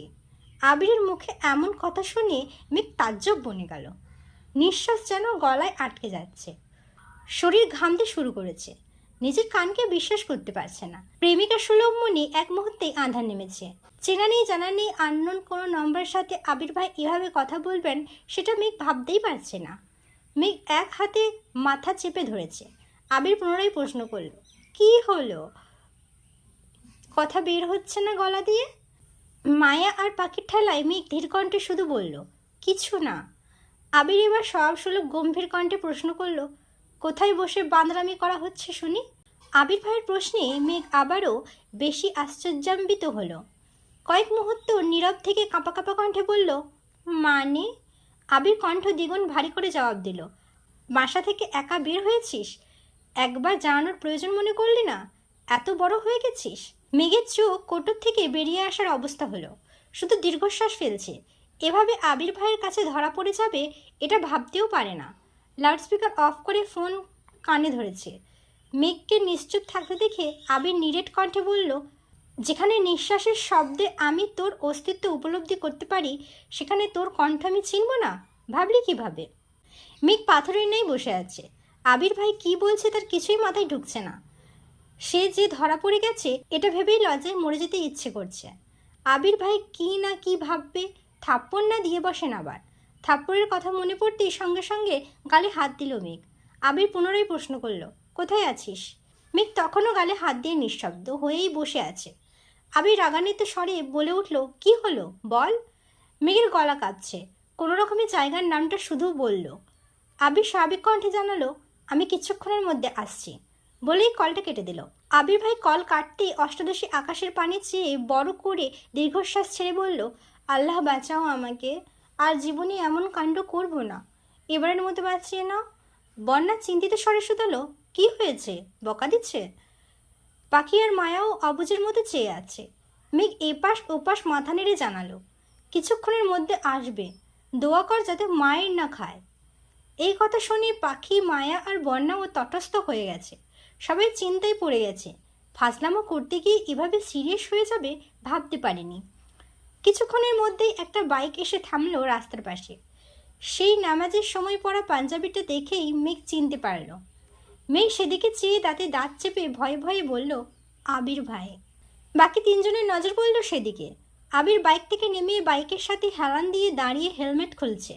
বন্যা আবির ভাইকে আগে দেখলেও পাখি আর মায়া আগে দেখেনি। মায়া উত্তেজিত কণ্ঠে বলল, উনি কি আবির ভাই? বন্যা জবাব দিল, হ্যাঁ। মায়া পুনরায় বলল, আল্লাহ কি হ্যান্ডসাম, মাশাল্লাহ, এত কিউট, জানলে আমিই কথা বলতাম, পটি আমার করে নিতাম। মেঘ রাগান্বিত স্বরে বলে উঠল, আমার আবির ভাইয়ের দিকে কেউ নজর দিবি না, বলে দিলাম। কথাটা বলেই মায়ের ফোন নিয়ে সেখান থেকে আবির ভাইয়ের নাম্বারটা ডিলিট করে ফোন রেখে নিজের পার্স নিয়ে রাগে ফুঁসতে ফুঁসতে উঠে চলে গেছে। মেঘের এমন কাণ্ডে পাখি আর মায়া দুজনেই হাসছে, কিন্তু বন্যা স্তব্ধ হয়ে চেয়ে আছে মেঘের দিকে। আবির ভাইয়া কিভাবে রিয়াক্ট করবে সেটা দেখতে ব্যস্ত বন্যা। মেঘ আবিরের কাছাকাছি আসতেই আবির তীক্ষ্ণ দৃষ্টিতে মেঘের দিকে চাইল। ক্রোধিত মুখশ্রী দেখে আবির কপাল কুটালো। মেঘের সরু নাকের ডগা ফুটে উঠেছে, ঘামে চিকচিক করছে মুখ, সাথে লাল হয়ে আছে দুগাল। মেঘ আবিরের কাছাকাছি আসতেই আবির তীক্ষ্ণ দৃষ্টিতে মেঘের দিকে চাইল। ক্রোধিত মুখশ্রী দেখে আবির কপাল গুটালো। মেঘের সরু নাকের ডগা ফুটে উঠেছে, ঘামে চিকচিক করছে মুখ, সাথে লাল হয়ে আছে দুগাল। মেঘ কাছাকাছি আসতেই আবির ঠান্ডা কণ্ঠে শুধালো, রাগ উঠেছে কেন? আরও আড্ডা দিলে যা, আমি ওয়েট করছি, সমস্যা নেই। মেঘ রাগে ফুঁসতে ফুঁসতে উত্তর দিল, আড্ডা দেব না, চলে যাব। আবির চিন্তিত স্বরে বলল, কি হয়েছে, কে কি বলেছে? মেঘ মনে মনে বলছে, আপনার ওপর কারোর নজর আমি সহ্য করতে পারবো না। আবির ঠান্ডা কণ্ঠে শুধালো, চলে যাবি? মেঘ ওপর নিচ মাথা নাড়ল। আবির নিজের হেলমেটটা মেঘকে নিজের হাতে পরিয়ে দিচ্ছে। মেঘ ভ্রু কুঁচকে আবির ভাইয়ের দিকে চেয়ে প্রশ্ন করল, এটা তো আপনার হেলমেট, আমায় দিচ্ছেন যে? আবির ভারী কণ্ঠে উত্তর দিল, রাকিবের হেলমেট নিয়ে আসছি, আমি এটা পরব। এই দৃশ্য তিন বান্ধবী অবাক চোখে দেখছে। বন্যা এবার স্বস্তির নিঃশ্বাস নিচ্ছে। আবির ভাইয়া রিয়াক্ট করেনি, সেই অনেক। পাখি হাসি মুখে বলছে, মেঘ ওনাকে পেলে সত্যিই অনেক হ্যাপি থাকবে, দোয়া করি মেঘ যেন ওনাকে পেয়ে যায়। মায়াও সঙ্গে সঙ্গে তাল মেলালো। কয়েক মুহূর্ত পর আবির বাইক স্টার্ট দিয়ে চলে গেল। ওরা তিনজন ও যে যার বাড়ি উদ্দেশ্যে রওনা দিল। আবির মেঘকে একটা ভালো মানের হেলমেটের আউটলেটে নিয়ে গেছে। মেঘকে লেডিস হেলমেট পছন্দ করতে বলে আবির সাইডে বসে আছে। মেঘ ঘুরে ঘুরে দেখছে। অনেক ঘুরে তিনটা হেলমেট নিয়ে হাজির হলো আবিরের সামনে। ছোট করে প্রশ্ন করলো, কোনটা নিব? আবির তিনটা হেলমেট পাশে রেখে ভারী কণ্ঠে বলল, আমার জন্য পছন্দ করে নিয়ে আয়। মেঘ আহাম্মকের মতো চেয়ে আছে, নড়ছেও না জায়গা থেকে। আবির কপাল কুঁচকে তাকালো, গম্ভীর কণ্ঠে বলল, কি বললাম আমি? মেঘ চুপচাপ চলে গেল। অনেক খুঁজে দুটা নিয়ে আসছে। আবির সবগুলো হেলমেট ভালোভাবে দেখে প্যাকিং করে নিতে বলল। মেঘ বিস্ময় চোখে চেয়ে কোমল কণ্ঠে বলল, এত হেলমেট নিয়ে কি করবেন? হেলমেট তো একটা হলেই হয়। আবির চোখ রাঙিয়ে মেঘের দিকে চাইল। মেঘ সঙ্গে সঙ্গে চিবুক নামালো গলায়। মনে পড়ে গেল হিজাব কেনার ঘটনা। মনে মনে বলছে, কি মানুষ রে বাবা, আমি কনফিউজড হয়ে ওনার কাছে এনেছি আর উনি পছন্দ না করে সবগুলোই নিয়ে নিলেন। আমি যদি জানতাম উনি 5টা নিয়ে নেবেন তাহলে আমি 2টা হেলমেটই বেছে নিয়ে আসতাম। হেলমেট কিনে বের হয়ে আবির ভারী কণ্ঠে শুধালো, কাচ্চি খাবি? মেঘ স্বাভাবিক কণ্ঠে উত্তর দিল, হাবিজাবি অনেক কিছু খেয়েছি, এখন আর কিছু খেতে ইচ্ছে করছে না। আবিরও আর কথা বাড়ালো না। মেঘকে বাসার সামনে নামিয়ে নিজের মতো চলে গেছে। মেঘ হেলমেটগুলো আবির ভাইয়ের রুমে রেখে নিজের রুমে এসে রেস্ট নিয়ে পড়তে বসেছে। বেশ কিছুদিন চলে গেছে। মেঘের পড়াশোনার চাপ বেড়েছে। বিভিন্ন বিশ্ববিদ্যালয়ে আবেদন ছাড়ছে। ভর্তি পরীক্ষা ঘনিয়ে আসছে। পড়াশোনার ব্যস্ততায় মাঝেও রোজ নিয়ম করে আবির ভাই অফিসে যাওয়ার সময় এবং রাতে ফেরার সময় ব্যালকনিতে দাঁড়িয়ে দেখে। আবিরও অফিসের কাজে ব্যস্ত হয়ে পড়েছে। চারদিক সামলাতে যথারীতি হিমশিম খাচ্ছে। একদিন মেঘের কাচ্চি খেতে খুব ইচ্ছে করছে। তানভীর ভাই আর নির্বাচনের কাজে ব্যস্ত, তাই ফোন দিতে সাহস হচ্ছে না। মিমের কাছে গিয়ে বলতে মিম সঙ্গে সঙ্গে বলে উঠল, ভাইয়াকে বলো নিয়ে আসতে। মেঘ ঢোক গিলে বলল, আমি বলতে পারবো না, তুই কল দিয়ে বল। মিম ভয়ে ভয়ে জানালো, আমি বলবো। মিম টেলিফোন থেকে আবিরকে কল দিল।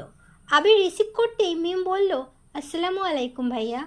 আবির স্বাভাবিক কণ্ঠে উত্তর দিল, ওয়ালাইকুম আসসালাম। কিছু বলবি?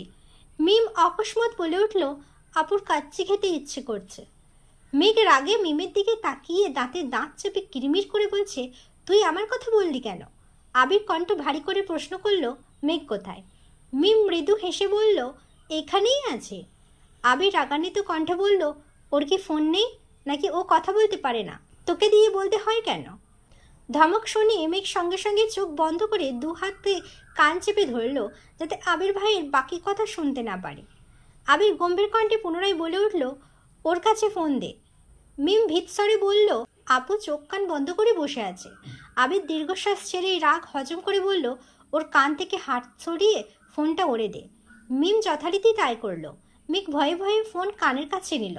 কিছু বলার আগে আবির ঠান্ডা কণ্ঠে জিজ্ঞেস করলো, কাচ্চি কি এখনই আনতে হবে নাকি ঘন্টাখানেক পর নিয়ে আসলে হবে? মেঘ বিস্ময় চোখে তাকালো মিমির দিকে। ভেবেছিল না জানি কত বকা খাবে, কিন্তু ঘটল পুরো উল্টো। মেঘ স্বাভাবিক কণ্ঠে উত্তর দিল, পরে আনলেও হবে।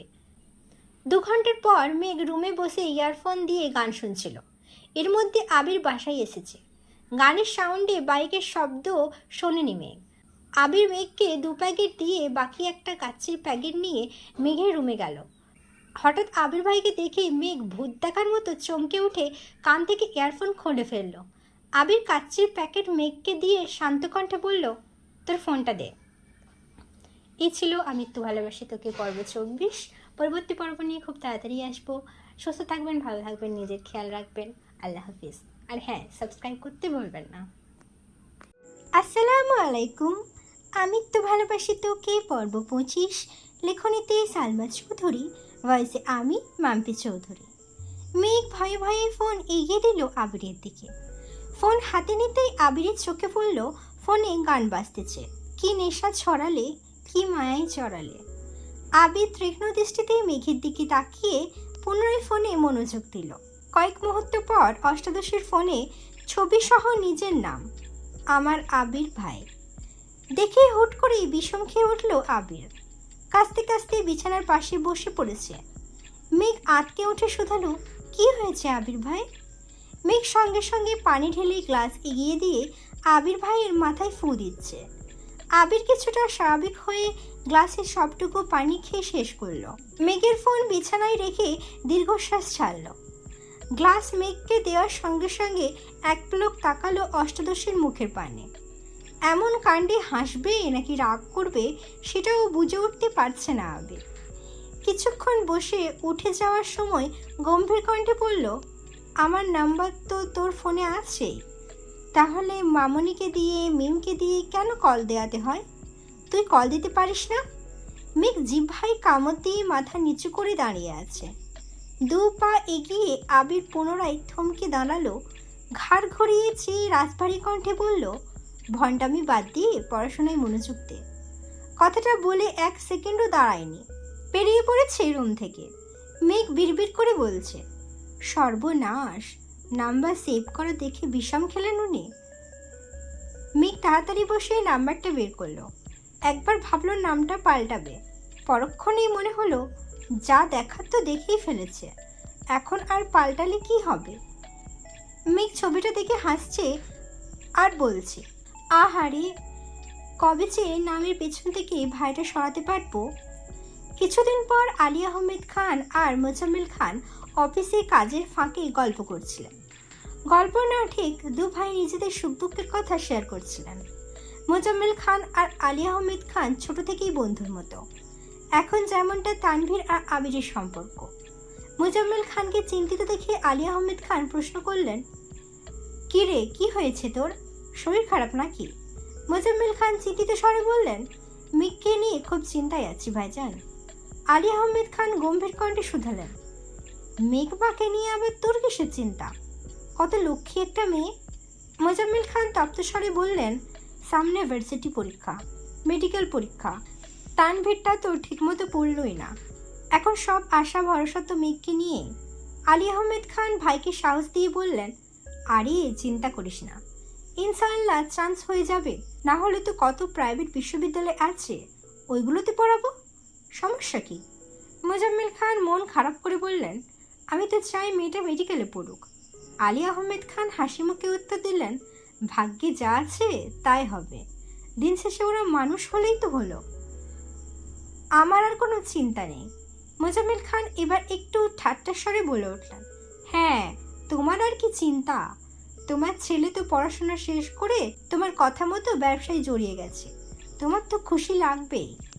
আলী আহমেদ খান ভাইয়ের কথায় সশব্দে হেসে উঠলেন, হাসতে হাসতে বললেন, আমার ছেলে আমার কথা মেনে অফিসে আসছে, এটা দেখছিস, সাথে নিজের মর্জি মাফিক কোম্পানি শুরু করেছে, বাইক কিনলো, রাত বিরেতে বাড়ি ফিরে নিজের মতো চলে, এগুলো নিয়ে তো কিছু বললি না।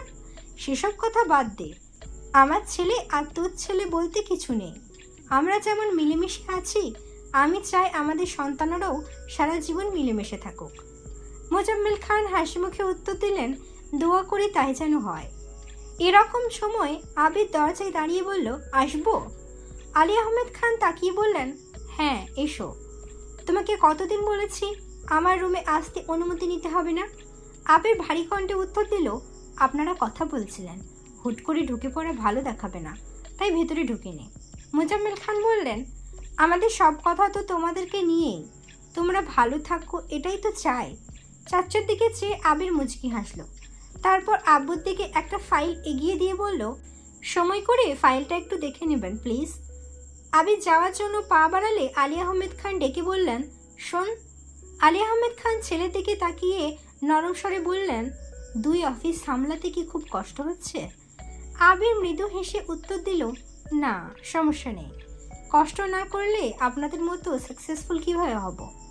আলী আহমেদ খান নিঃশব্দে হেসে বললেন, সব বাদ দিয়ে কাজ করলে তো হবে না, নিজের যত্ন নিতে হবে, অফিস তো শেষই, বাসায় যাবে না? আবির ঠান্ডা কণ্ঠে বলল, 5 থেকে 10 মিনিট পর বেরিয়ে যাব। আবির বাবার কেবিন থেকে বের হয়ে নিজের কেবিনে চলে গেছে। মোজাম্মেল খান আর আলী আহমেদ খান ফাইল চেক করে রেখে বেরিয়েছে বাসায় যাওয়ার উদ্দেশ্যে। ড্রাইভার গাড়ি নিয়ে আসতে আসতে আলী আহমেদ খান হঠাৎই শাহরিয়ারকে দেখে কিছুটা এগিয়ে গিয়ে উচ্চস্বরে ডাকলেন, এই শাহরিয়ার। শাহরিয়ার কাছে একটা দোকানে কি কিনতে ছিল। আলী আহমেদ খানকে দেখে এগিয়ে এসে সালাম দিলেন। আলী আহমেদ খান সালামের উত্তর দিয়ে বললেন, কেমন আছো তুমি? শাহরিয়ার হাসি মুখে উত্তর দিলেন, জি আলহামদুলিল্লাহ ভালো, আপনারা কেমন আছেন? 2 ভাই সমস্বরে বলে উঠলেন, আলহামদুলিল্লাহ ভালো। আলী আহমেদ খান স্বাভাবিক প্রশ্ন করলেন, তুমি যে অসুস্থ ছিলে আর সুস্থ হয়েছো? শাহরিয়ার মনে মনে বিড়বিড় করে বলল, ছেলে মেরে হাসপাতালে পাঠাইছে আর এখন বাপে খবর নিচ্ছে, ভালোই। আলী আহমেদ খান পুনরায় বলে উঠলেন, তুমি যদি বলতে আমাদের বাসা দূরে হয়ে যায় তোমার জন্য, আমি পেমেন্ট বাড়াতাম, কিন্তু তুমি তো কিছু জানালেও না। শাহরিয়ার কিছু বলবে না মানে অমনি চোখ পড়লে অফিস গেটের সামনে দাঁড়ানো আবিরের দিকে, চোখ রাঙিয়ে তাকিয়ে আছে শাহরিয়ার দিকে। মোজাম্মেল খান গম্ভীর স্বরে বললেন, কি হলো? শাহরিয়ার ঢোক গিলে ধীর কণ্ঠে জানালো, অসুস্থ ছিলাম তাই জানাতে পারিনি। এটা কি আপনাদের অফিস আঙ্কেল? আলী আহমেদ খান হাসি মুখে উত্তর দিলেন, হ্যাঁ আসো ভেতরে আসো, চা কফি খেয়ে যাও। শাহরিয়ার মাথা নেড়ে না করলো আর মনে মনে বলল, আগে জানলে এই রাস্তায় আসতামই না, আবার অফিসে বসে চা কফি খাবো, আর মায়ের খেতে চাই না। শাহরিয়ার চোখ তুলে চাইতেই দ্বিতীয়বার চোখাচোখি হলো আবিরের সাথে। আবির রাগে কটমট করছে। শাহরিয়ার তাকাতেই আঙুল দিয়ে ইশারা করলো চলে যেতে। শাহরিয়ার বাধ্য ছেলের মতো বিদায় নিয়ে সেখান থেকে কেটে পড়ল। আলী আহমেদ খান আর মোজাম্মেল খান ঘুরতেই আবির হেলমেট পরতে ব্যস্ত হলো। মোজাম্মেল খান আবিরকে দেখে বলে উঠলেন, ছেলেটাকে মেয়ের জন্য টিউটর ঠিক করা হয়েছিল, তুমি আসার পরই তো পড়াতে গিয়েছিল, চিনতে পারোনি? আবির গম্ভীর কণ্ঠে উত্তর দিল, কি জানি খেয়াল নেই। আলী আহমেদ খান ভাইয়ের দিকে চেয়ে জানালেন, ছেলেটা পড়াবে বললে তো পেমেন্ট বেশি দিয়ে হলেও রাখতাম, বলতে তো পারতো। আবির ভারী গলায় কপাল কুঁচকে বলল, ছেলে যদি পড়াতে না চাই তাহলে জোর করার কি দরকার? তাছাড়া নতুন টিউটর তো শুনলাম ভালোই পড়াচ্ছে। আলী আহমেদ খান বললেন, একদিন এসে ছেলেটা আর বাসায় গেল না, কল দিয়ে জানালোও না। 2-3 দিন পর আমি কল দেওয়ার পর বলল অসুস্থ আর পড়াবে না। আজ সামনে পেয়েছে জিজ্ঞেস করলাম আর কি। আবির কণ্ঠ দ্বিগুণ ভারী করে জবাব দিল, ছেলের পড়ানোর ইচ্ছে ছিল না, তাই হয়তো জানায়নি। আপনারা এখন তাকে এত প্রশ্ন করছেন, এতে সে বিরক্তও হতে পারে। আলী আহমেদ খান শ্বাস ছেড়ে বললেন, তাও ঠিক, কথা তো আজ বললামই, আর তো কথা বলার দরকার নেই। আলী আহমেদ খান আর মোজাম্মেল খান গাড়িতে উঠে বাসার উদ্দেশ্যে চলে গেলেন। আবির নিজের অফিস থেকে ঘুরে ঘণ্টাখানেকের মধ্যে বাসায় এসেছে। আবিরের বাইকের শব্দেই মেঘ ব্যালকনিতে ছুটে গেছে। অনেকদিন ছাদে যাওয়া হয় না। মেঘ মনে মনে ভাবছিল আবির ভাই আসলে চাবি নিয়ে ছাদে যাবে। মেঘ নিজের রুম থেকে বের হয়ে আবির ভাইয়ের দিকে দুর্বোধ্য দৃষ্টিতে চেয়ে আছে। পলক পড়ছে না একটিবার। আবির মেঘের কাছে এসে একবার তাকিয়ে সঙ্গে সঙ্গে দৃষ্টি নামালো। পকেট থেকে একটা কিটক্যাট চকলেট বের করে মেঘকে দিল। মেঘ চকলেট নিয়ে মাথা নুইয়ে মুচকি হাসলো। নিজেকে স্পেশাল কেউ মনে হচ্ছে। আবির চলে যাচ্ছে, তৎক্ষণাৎ মেঘের মনে পড়ে গেল চাবির কথা। মেঘ তটস্থ হয়ে ডাকে, আবির ভাই। আবির রুমের দিকে যেতে যেতেই উত্তর দিল, মেঘ এক গাল হেসে বলে, ছাদে যাব, চাবিটা কি দেয়া যাবে? আবির গুরুভার কণ্ঠে বলল, নিয়ে যায় এসে। মেঘ দ্রুত নিজের রুমে গিয়ে চকলেটটা লুকিয়ে রেখে মোবাইল নিয়ে বের হয়েছে। আদি চকলেট হোক আর চিপস যা পায় সবই খেয়ে ফেলে। এই জন্য মেঘ আর মেয়ে প্রিয় জিনিস বা খাবারগুলো লুকিয়ে রাখে যাতে আদি নিতে না পারে। মেঘ চাবি নিয়ে তালা খুলে ছাদে চলে গেছে। বিকেলে রোদে গাছে থাকা ফুলগুলো জলজল করছে। ইদানিং প্রতি রাতেই বৃষ্টি হয়, কিন্তু দিনের বেলায় তার রেশমাত্র থাকে না। মেঘ কয়েকটা গাছের পাতা আর অবাঞ্ছিত ডালপালা কেটে হাত ধুয়ে ছাদে হাঁটছিল। 10-15 মিনিট পর আবির একটা সেন্টো গেঞ্জি আর লুঙ্গি পরে ছাদে আসছে। আচমকা আবির ভাইকে দেখে কিছুটা ভয় পেয়েছে। তবে দেশে ফেরার পর এই প্রথমবার আবির ভাইকে লুঙ্গি পরা দেখে মেঘ দাঁত কেলিয়ে হেসে উঠল। হাসি যেন থামছেই না, বরং হাসির তীব্রতা ক্রমশ বেড়েই যাচ্ছে। আবির কপাল কুঁচকে তাকালো। আবিরের চাউনিতে মেঘ চিবুক নামিয়ে মুখে হাত চেপে হেসেই যাচ্ছে। আবির কপাল কুঁচকে প্রশ্ন করল, এভাবে হাসছিস কেন? মেঘের সরল স্বীকারোক্তি, আপনাকে দেখে হাসি পাচ্ছে। আবির বিরক্তি হয়ে বলল, এভাবে হাসছিস যে তো তাঁরা ধরবে না। আকস্মাৎ মেঘের মুখ বন্ধ হয়ে গেল। ঘাড় ঘুরিয়ে এদিক সেদিক তাকিয়ে দেখছে। মেঘের কাণ্ড দেখে আবির মুচকি হেসে ছাদের কর্নারে সিঙ্গেল সোফায় গিয়ে বসে পড়েছে। সূর্যের আলো ধীরে ধীরে কমতে শুরু করেছে। মেঘ সঙ্গে সঙ্গে চুল বেঁধে মাথায় ঘোমটা টেনে ধীর পায়ে আবির ভাইয়ের কাছে গিয়ে দাঁড়িয়ে পড়েছে। আবির ফোনে কথা বলছে আর মেঘ ছাদের রেলিং ঘেঁষে দাঁড়িয়ে এক দৃষ্টিতে আবির ভাইকে দেখছে। প্রথম দেখে হাসলেও এখন মেঘের ভালোই লাগছে। শক্তপোক্ত উন্মুক্ত বাহু দেখেই মনে হচ্ছে জিম করে এমন বডি বানিয়েছেন। প্রশস্ত বুকের লোমগুলো হালকা হালকা দেখা যাচ্ছে। আবির ভাইকে এভাবে দেখে মেঘের বুকের ভিতর ধুকপুক শুরু হয়ে যাচ্ছে। আবির ভাইয়ের হাতে মেহেদি দেওয়া থাকলেই এখন নতুন জামাই লাগতো। এটা ভাবতেই মেঘের মুখ লজ্জায় লাল হয়ে গেছে। আবির ভাইয়ের শ্যামবর্ণের মুখশ্রী সর্বক্ষণ মেঘের অস্তিত্বে ঘুরপাক খায়। চোখ বন্ধ করলেও সেই তামাটির চেহারা চোখের সামনে ভেসে ওঠে। মেঘ বিড়বিড় করে বলল, ডুবে ডুবে ভালোবাসি, আপনি না বাসলেও আমি বাসি। মেঘ চুপি চুপি আবির ভাইয়ের 2-3টা ছবিও তুলে নিয়েছে। আবির কল কেটে মেঘের দিকে চেয়ে ঠান্ডা কণ্ঠে বলল, এখানে দাঁড়িয়ে আছিস কেন, রুমে যা। মেঘ আহ্লাদি কণ্ঠে বলল, একটু থাকি না প্লিজ। আবির আর কিছুই বলল না। আহ্লাদি কণ্ঠে মেঘ কিছু বললে আবির কখনোই না করতে পারে না। এই সেই ললনা যার সামান্যতম আবদারও আবির ফেলতে পারে না। আবিরের সমস্ত পৃথিবী একদিকে আর অন্যদিকে তার স্প্যারো। আবির চোখ বন্ধ করে সোফায় হেলান দিয়ে বসে আছে। বেশ খানিকটা সময় মেঘ আবির ভাইকে সরু নেত্রে নিরীক্ষণ করে ধীর কণ্ঠে বলল, আবির ভাই। আবির চোখ বন্ধ করে জবাব দিল, মেঘ উদ্বিগ্ন কণ্ঠে শোধালো, আপনার কি মন খারাপ? আবির মেঘের দিকে তাকিয়ে মুচকি হেসে উত্তর দিল, কই না তো। মেঘ কিছু বলতে যাবে তার আগে আবির বলে উঠল, আজান পড়বে কিছুক্ষণের মধ্যে, তোর একটু থাকার ইচ্ছে মিটলে রুমে যা। মেঘ বাধ্য মেয়ের মতো চুপচাপ রুমে চলে গেছে। আবির মনে মনে বলছে, আমি তো তোর সাথে জীবনের প্রতিটা সূর্যোদয় সূর্যাস্ত দেখতে চাই। তার জন্য অনেক ঝড়ঝাপটা পেরোতে হবে। যাই হয়ে যাক, একদিন তোকে আমার করে নিবই ইনশাল্লাহ। হঠাৎ এক বৃহস্পতিবারই মেঘ আর বন্যা কোচিং থেকে বের হতেই দেখতে পেল আবির ভাই বাইকের সামনে দাঁড়িয়ে আছেন। মেঘকে বের হতে দেখে আবির কিছুটা এগিয়ে আসলো। আবির বন্যার দিকে চাইতেই চোখাচোখি হলো দুজনের। বন্যা হাসি মুখে বলল, আসসালামু আলাইকুম ভাইয়া, কেমন আছেন? আবির স্বভাবস্বরূপ গম্ভীর কণ্ঠে উত্তর দিল, ওয়ালাইকুম আসসালাম, আলহামদুলিল্লাহ ভালো, তুমি কেমন আছো? বন্যা উত্তর দিল, আলহামদুলিল্লাহ ভালো। আবির স্বাভাবিক কণ্ঠে প্রশ্ন করলো, তুমি তো বন্যা? বন্যা বলে, জি ভাইয়া। বন্যা পুনরায় বলে উঠল, আমি আসছি ভাইয়া, ভালো থাকবেন। আসছি মেঘ। কথাগুলো বলে বন্যা কোনো রকমে পালালো এখান থেকে। আবির মেঘের দিকে তীক্ষ্ণ দৃষ্টিতে চেয়ে শুধালো, তোর বান্ধবীও দেখা যায় তোরই মতো। মেঘ আহাম্মকের মতো চেয়ে প্রশ্ন করলো, কেমন? আবির ঠাট্টা স্বরে বলল, তার ছিঁড়া। মেঘ ভ্রুকুচকে বলল, মোটেই না। মেঘ ভেঙচি কেটে গাল ফলিয়ে দাঁড়িয়ে আছে। আবির সশব্দে হেসে বলল, চড়ুই পাখিকে গাল ফোলালে পেঁচার মতো লাগে।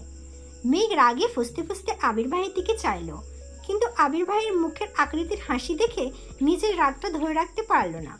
মেঘ নিচের ঠোঁট কামড়ে ধরে কয়েক সেকেন্ড অবাক চোখে তাকিয়ে থাকে। সহসা মেঘের ওষ্ঠ ছড়িয়ে আসে। মেঘ মনে মনে বলল, আপনার এই হাসিতে আমি বেসামাল হয়ে যাব। আবির ভাইয়ের কাছে গিয়ে হেলমেট পরে নিল। মেঘ কাছে যেতেই মেঘের জন্য কিছুক্ষণ আগে কেনা একটা হেলমেট নিয়ে মেঘকে পরাতে গেলে মেঘ বলে, আমি পরতে পারবো। আবির গম্ভীর কণ্ঠে শুধালো, আমি পরিয়ে দিলে সমস্যা? মেঘের বুকের ভেতর তুলপাট চলছে, এটা সে আবির ভাইকে কীভাবে বোঝাবে? আবির ভাই কাছে আসলে ওনার শরীর থেকে আসা তীব্র ঘ্রাণ মেঘের মস্তিষ্কের নিউরন পর্যন্ত নাড়িয়ে দেয়। মেঘের বক্ষ স্পন্দন জোরালো হয়, নিজেকে সামলানোর সব শক্তি ক্রমে ক্রমে বিলীন হয়ে যায়। আবির নিজেই হেলমেট পরিয়ে দিয়ে বাইকে বসালো। মেঘের দিকে চাইতেই মেঘ ঘুরে গিয়ে বাইকে বসলো। আবির বাইক টান দিতেই হুমড়ি খেয়ে পড়ল আবিরের পিঠে। নিজেকে সামলে সঙ্গে সঙ্গে দু হাতে আবির ভাইয়ের কান চেপে ধরল। আবির উচ্চস্বরে বলল, আর একদিনও তোকে ধরতে বলবো না, পড়ে গেলে ফেলেই চলে যাব। মেঘ চুপচাপ আশপাশে দেখছে। কত কত কাপল ফুটপাত দিয়ে একসাথে হাঁটছে, কেউ রাস্তার পাশে দাঁড়িয়ে ফুচকা খাচ্ছে, কেউ বা শাড়ি পাঞ্জাবি পরে হাঁটছে, আবার কতক মানুষ বাইরে রিক্সাতে ঘুরছে। তাদের দেখে মেঘের মনে প্রেমানুভূতি জাগ্রত হয়। খুব ইচ্ছে করছিল আবির ভাইকে পেছন থেকে জড়িয়ে ধরার, কিন্তু সাহস হয়নি। সব দ্বিধা দ্বন্দ্ব সরিয়ে আকস্মাৎ আবিরের পিঠে মাথা রাখলো মেঘ। আবির সঙ্গে সঙ্গে বাইকের গতি কমিয়ে মৃদু হেসে ঘাড় ঘুরিয়ে দেখার চেষ্টা করলো। মেঘ তা বুঝতে পেরে সহসা মুখ তুলে স্বাভাবিক হয়ে বসলো। আবিরের মুখের হাসিটা কয়েক সেকেন্ডে বিলীন হয়ে গেল। কিছুক্ষণের মধ্যে একটা বাইকের শোরুমে সামনে এসে থামলো। মেঘ উদ্বিগ্ন কণ্ঠে শুধালো, আমরা এখানে কেন আসছি? আবির নিরেট কণ্ঠে বলল, তোর ভাইয়ের জন্য বাইক কিনতে আসছি। মেঘ উত্তেজিত কণ্ঠে শোধালো, সত্যি? আবির মেঘকে নিয়ে ভেতরে ঢুকে বলল, পছন্দ কর। মেঘের উত্তেজনা নিমেষেই মিলিয়ে গেল। আস্তে করে বলল, আমি তো বাইক চিনি না, আর আমার পছন্দ ভাই আর কি ভালো লাগবে? আবির শক্ত কণ্ঠে বলল, তানভীরের নির্দিষ্ট কোনো পছন্দ নেই, তাছাড়া তুই ওকে গিফট করবি, এতে পছন্দ না হওয়ার কি আছে? তুই কালোর মধ্যে কয়েকটা পছন্দ কর, আমি তো আছি। মেঘ আশ্চর্য নয়নে তাকিয়ে বলল, আমি গিফট করব মানে? আবির কপাল কুঁচকে বলল, এত মানে বুঝতে হবে না। আবির ঘুরে ঘুরে বাইকের ডিটেলস বলছে আর মেঘ পছন্দ করছে। অবশেষে দুটো বাইক নিয়ে কনফিউশন। মেঘ আবির ভাইয়ের দিকে চেয়ে ভনিতা ছাড়াই বলে উঠল, দয়া করে দুটো নিয়ে চিন্তা করবেন না প্লিজ। আবির মেঘের মুখোমুখি হয়ে ছোট করে বলল, আমারটা রেখে এই দুটো নিয়ে নিই। মেঘ চিৎকার করে উঠল, না, আপনারটা আমার অনেক পছন্দ। আবির মৃদু হেসে সাইডে গিয়ে বসল। মেঘকে বলল তানভীরকে কল দেওয়ার জন্য। আবিরের কথা মতো মেঘ কল দিয়ে সেই কথাগুলোই বলেছে যা আবির শিখিয়ে দিয়েছে। কিছুক্ষণের মধ্যেই তানভীর চলে আসছে। মেঘ তানভীরের হাতে দুটা চিরকুট দিয়ে বলল, যে কোনো একটা তুলো। তানভীর বনুর কথা মতো তাই করল। সহসা মেঘ উত্তেজিত কণ্ঠে বলল, সারপ্রাইজ, এটা তোমার গিফট আবির ভাইয়ের তরফ থেকে। আবির পাশ ফিরে মেঘের দিকে চেয়ে বলল, আমাদের দুজনের পক্ষ থেকে, টাকা আমার, পছন্দ ওর। তানভীর আবিরকে জড়িয়ে ধরে বলল, থ্যাংক ইউ সো মাচ ভাইয়া। মেঘকেও ধন্যবাদ দিল। বাইকের সব কাজ শেষ করে শোরুম থেকে বের হয়ে মেঘ বলল, ভাইয়া ট্রিট দিবা না? তানভীর হাসি মুখে বলল, অবশ্যই দেবো, 1 মিনিট ওয়েট কর বনু।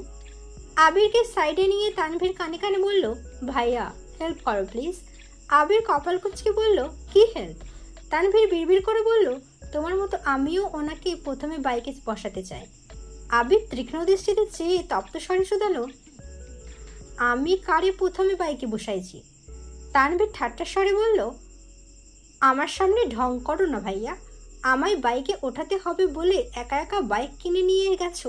মিম আদিকে বাইকে ঘোরাবে দূরের কথা, আমায় বাইক ছুতেই দাও না।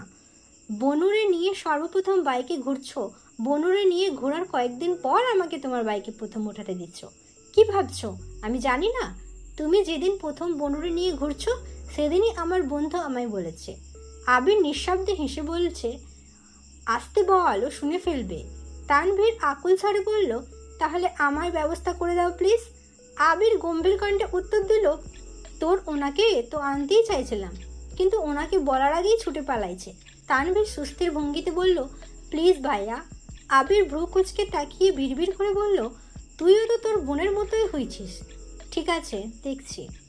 এই ছিল আমৃত্যু ভালোবাসি তোকে পর্ব 25। পরবর্তী পর্ব নিয়ে খুব তাড়াতাড়ি আসবো। সুস্থ থাকবেন, ভালো থাকবেন, নিজের খেয়াল রাখবেন। আল্লাহ হাফিজ।